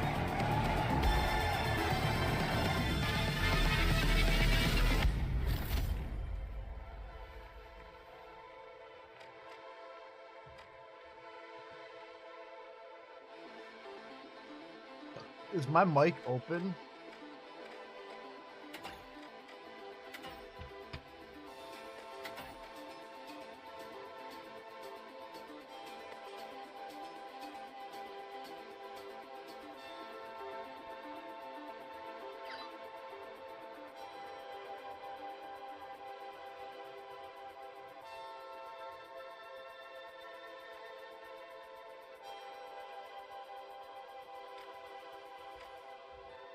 Check, check, check.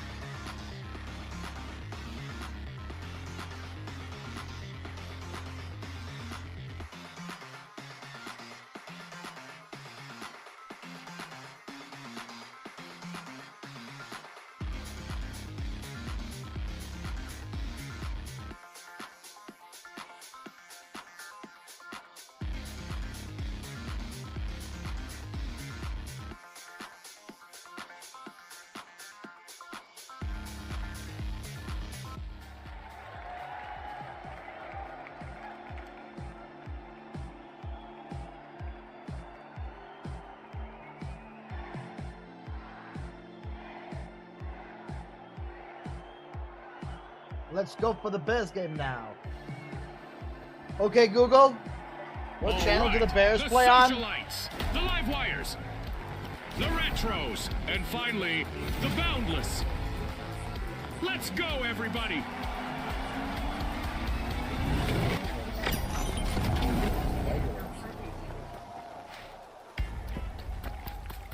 It's a coin collector's dream here at Bankit.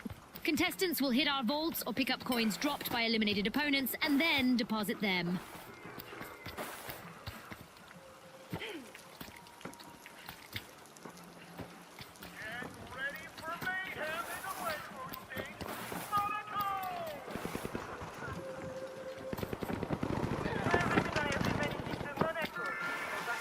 Contestant down, and with that, we have our first elimination of the match.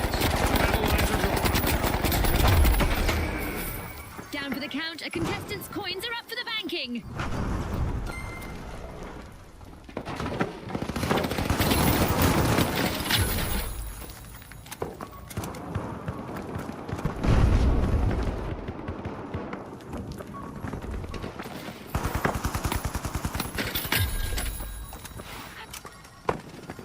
Deploying jump pad.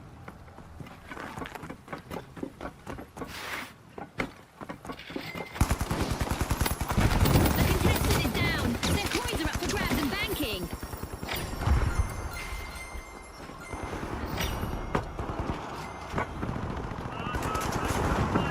go! Ah, I love the smell of a fresh vault in the arena.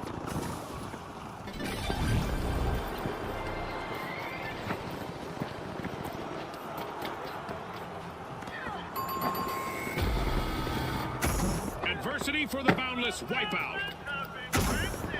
A contestant is eliminated and unbanked coins are left behind.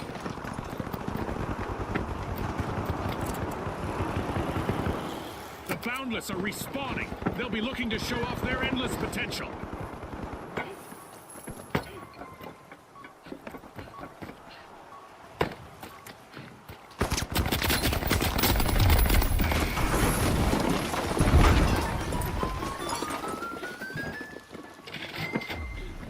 A crucial moment for the socialites if they want to avoid a team wipe. Just one contestant left.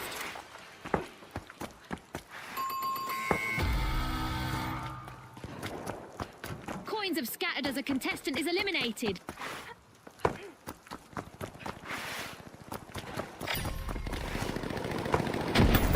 Ah, I love this part of our show.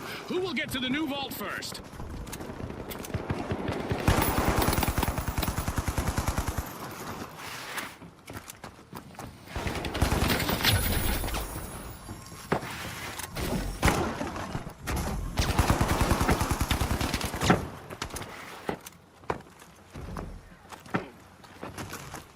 Ouch! Contestant down and unbanked coins spilled.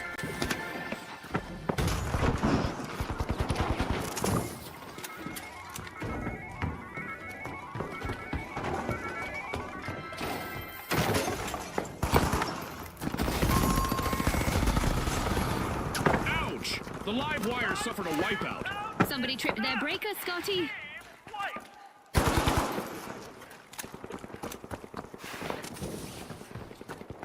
A contestant is down. Let's see who'll pick up their coins.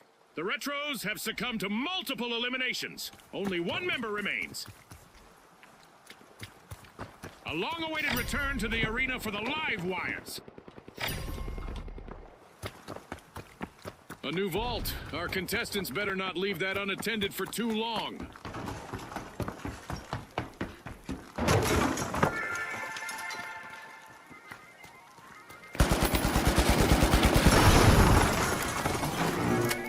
Following an elimination out there, some coins are up for grabs.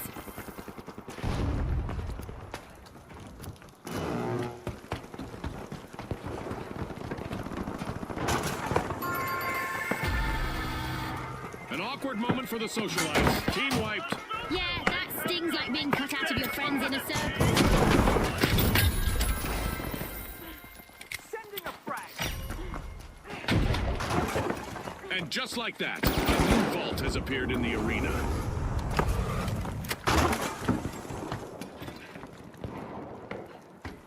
The spoils of a downed contestant are up for grabs. Who'll claim them?